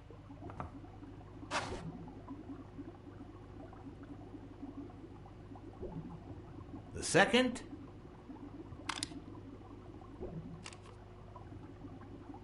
never leave destiny in the hands of fate. I always play it nice and safe. And I'd even add a third principle, or better yet, a rule. If anything threatens either of these two principles, I take matters into my own hands. The first time that someone died because of me, even though all I did was rat him out, well, that guy ended up in the Hudson River, right off Pier 27. He's got to be even wetter than that fish by now. You should have seen his face. It's interesting what comes to mind when you think you're about to die. Suddenly all I could think about was how much I wanted a pet fish. You too, Bruce? Anyway, I was 14 years old, and I still dream about it. But his widow and his son. By then, I was adamant about buying a fish. But first... That was that. Never again. Nowadays, whether it's me who pulls the trigger or not, I have zero regrets. What's more, I sort of enjoy it.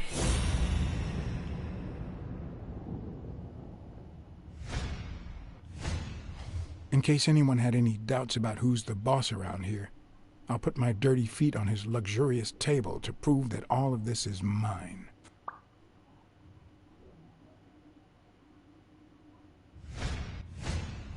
His pupils are dilated, and there's a slight grin on his face.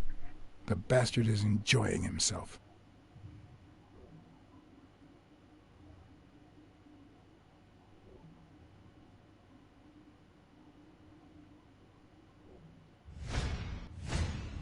The guy never hesitates to pull the trigger. Even if I hadn't seen what he did to Jimmy, I'd know he's not bluffing.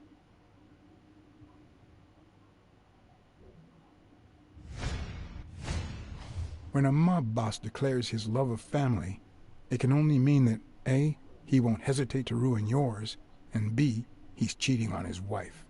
I knew I had it in me to get out of that place alive.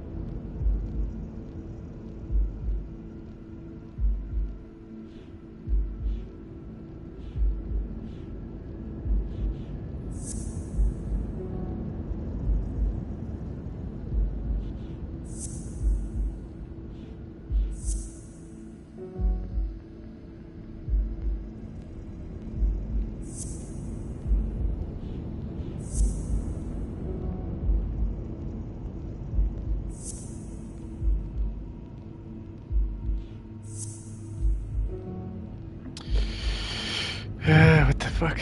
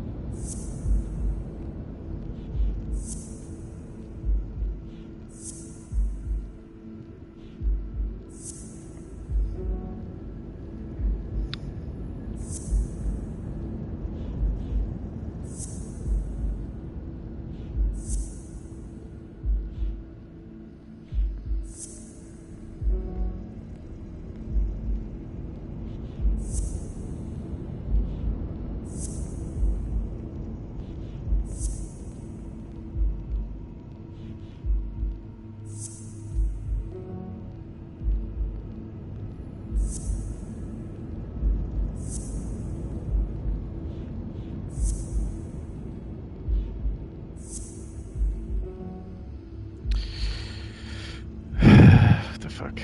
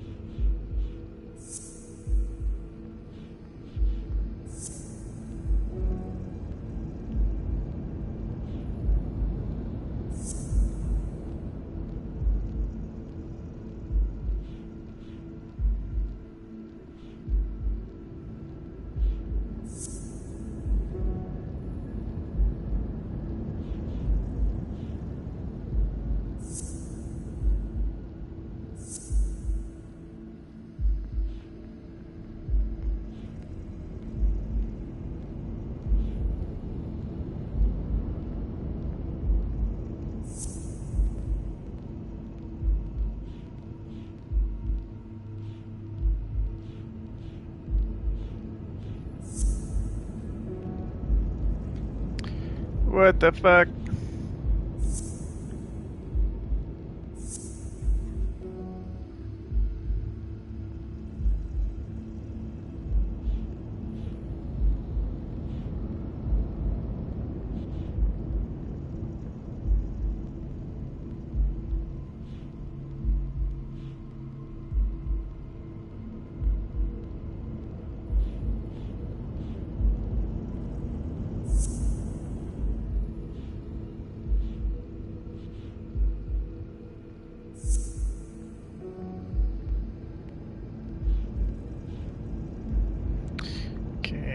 I don't get it.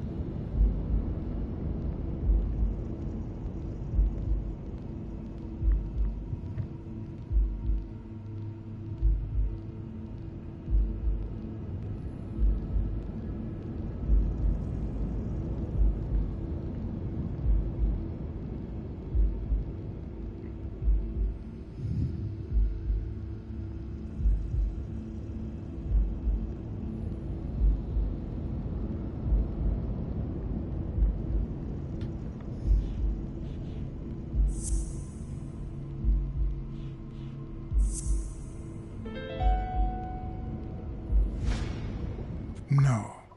O'Leary's wife is having an affair with Colbert? Should I serve this to O'Leary on a silver platter? Or threaten Colbert so he'll get me out of this mess? And, well, that's it, I think.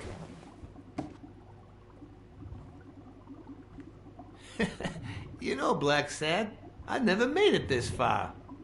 Congratulations. You're going in style. I didn't want to interrupt you because I respect you and your word. Colbert told me to come here. What? Me? No way. You did what? Colbert? When?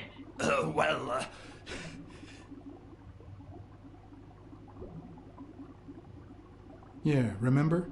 At that bar on 33rd and Main Street. Don't you remember that cocky drunk guy? No.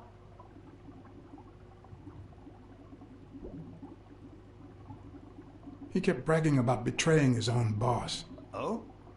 Oh, yeah. Weird times, huh? Yeah, and you congratulated me for finding Yale and saving your life. Several times.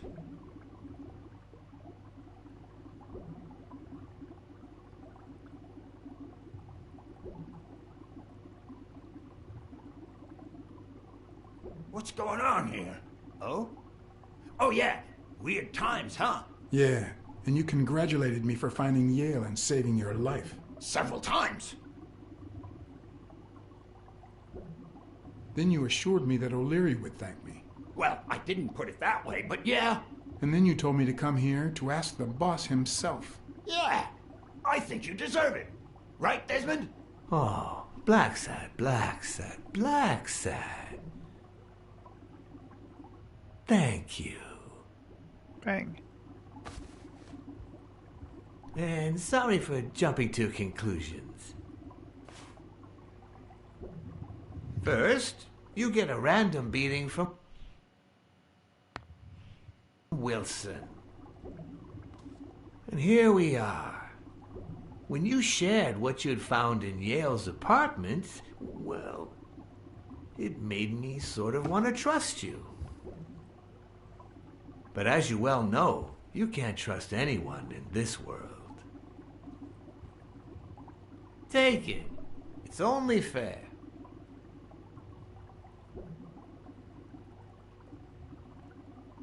As much as I appreciate the gesture, I don't want your money. All right, then. I understand. No problem. Really? Oh, Blacksad. Aren't these odd hours to pay me a visit? Your message was important, but certainly not urgent. It could have waited until tomorrow, don't you think?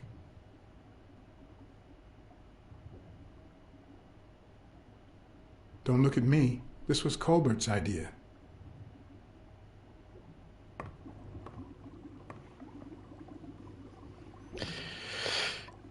Should have said the other thing, but oh well.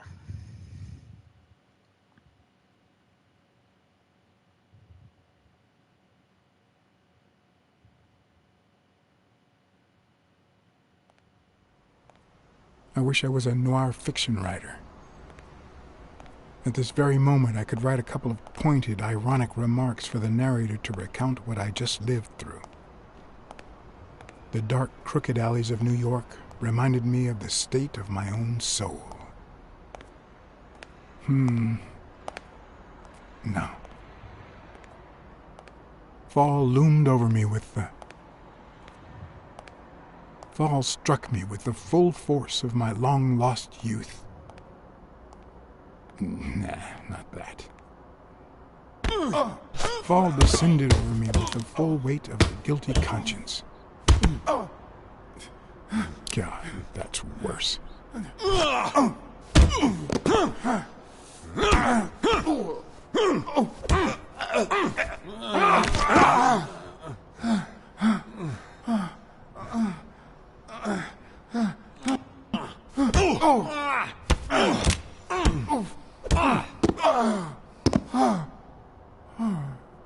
What were you thinking?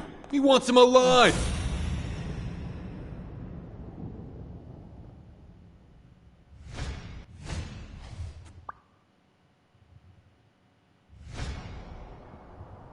I felt fall seep through my bones like the pain of a good beating. Mediocre, but appropriate.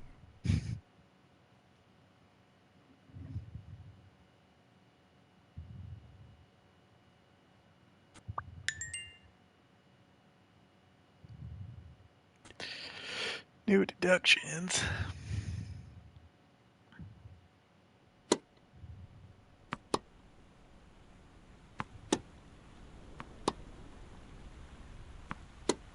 Against all odds, next morning I got up bright-eyed and bushy-tailed.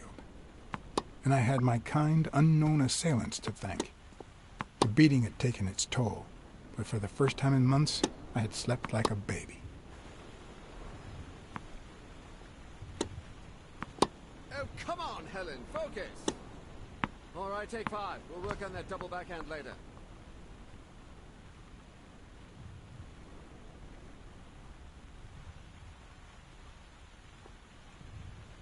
Well, Mr. Blackmore, what can I do for the FBI?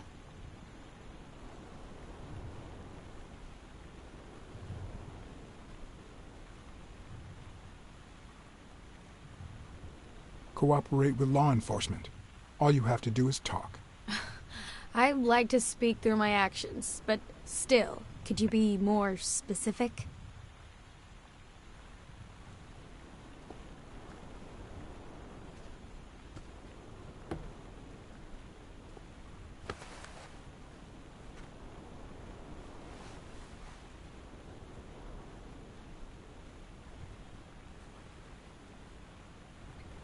Maybe if we could speak in private? Alec! Coming! You've got 4 minutes, Mr. Blackmore, so... make them count.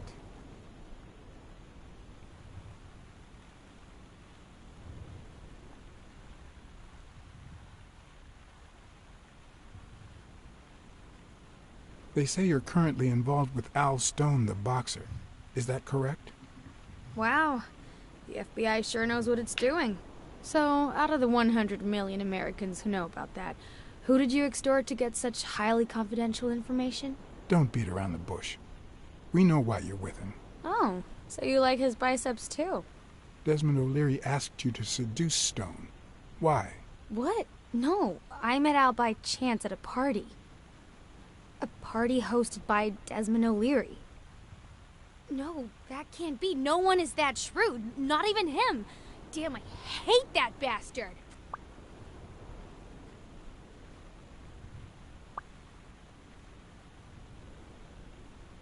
We know about you and Desmond O'Leary. Wow, your sagacity never ceases to amaze me.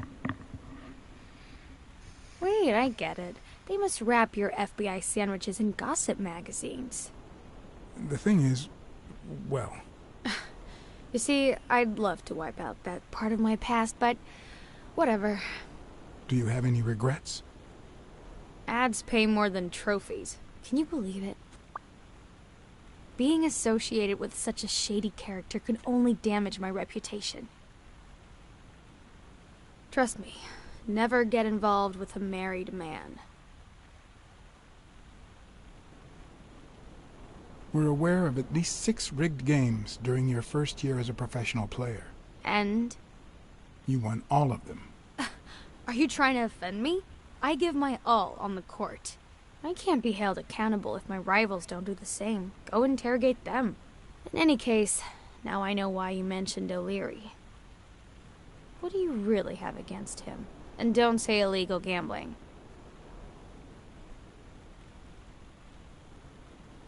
I'm sorry, but I can't reveal that information. I'm serious, Miss Moore. America can't afford to let anyone shake its foundations like that. And America's sweetheart can't afford it either. Help us out. Talk to us. And why should I, Mr. Blackmore? What do I stand to gain or lose?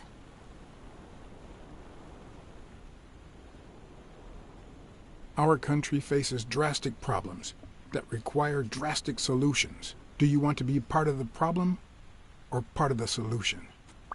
This is actually quite simple.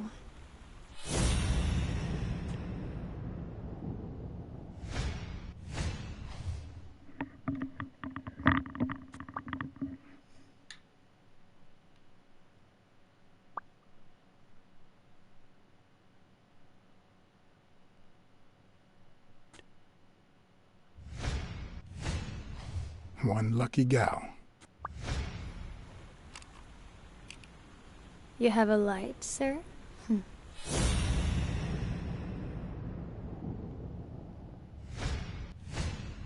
The pearly white teeth of someone who barely smokes. Am I making her nervous? Damn. I'm almost out of fluid.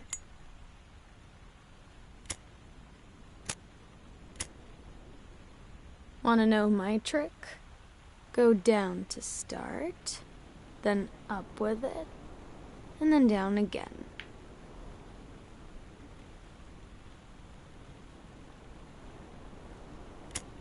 Will I get to smoke today?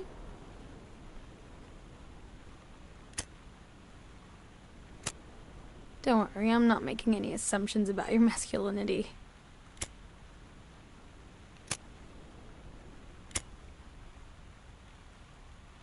Thanks.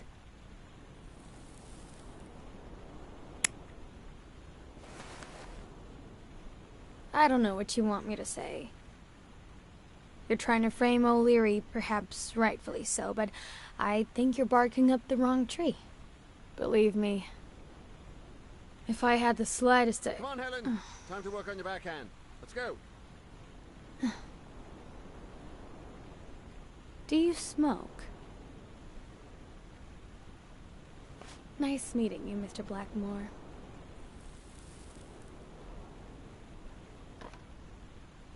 Did you bring my water?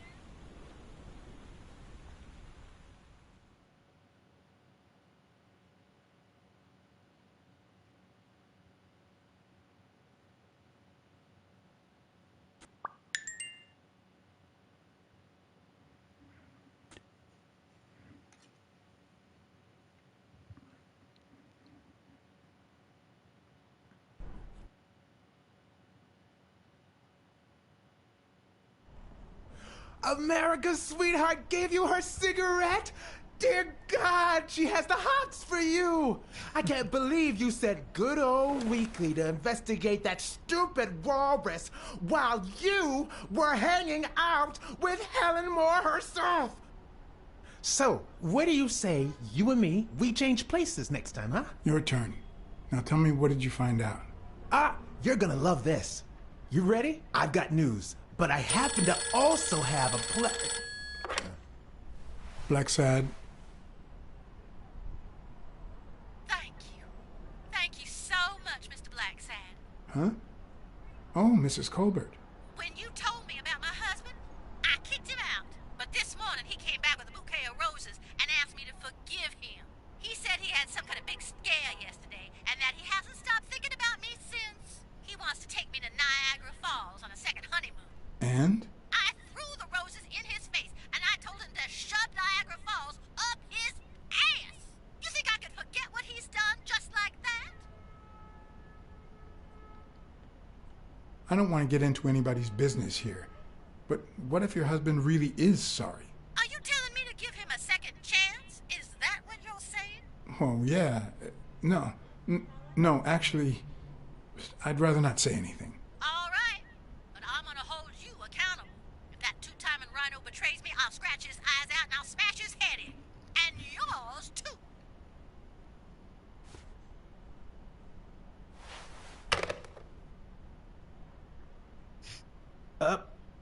But what just happened? Is there anything you didn't tell me? Maybe. But now it's your turn. Tell me about Cassidy. Come on, spit it out. I didn't find anything suggesting that Cassidy had anything to do with Dunn's murder, but... That's quite the tale. But I know Cassidy will be playing poker tonight with one Howard M. Farnham II, a Texas tycoon looking to get his claws on the boxing business. I also know that he and Cassidy have never met in person, and that Farnham, who's staying at the Balford Hotel, hasn't left his room. Apparently, he spent the night with 3 bottles of bourbon. So, here's my incredible plan. I'll go to the hotel, I'd knock him out, and then take his place in the poker game. That way, I'll get Cassidy talking. What do you think? Incredible, right? Huh? Didn't we agree that you would handle Helen more while I dealt with Cassidy next time? No?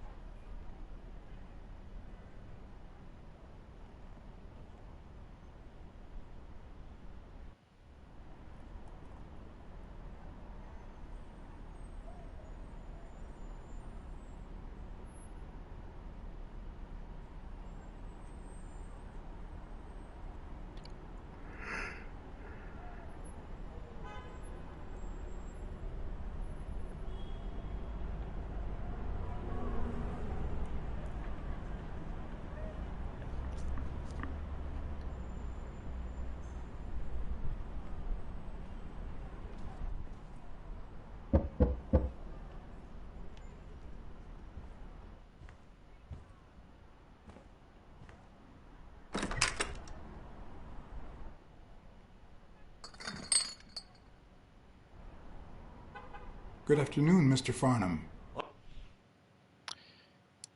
Alright, that's it.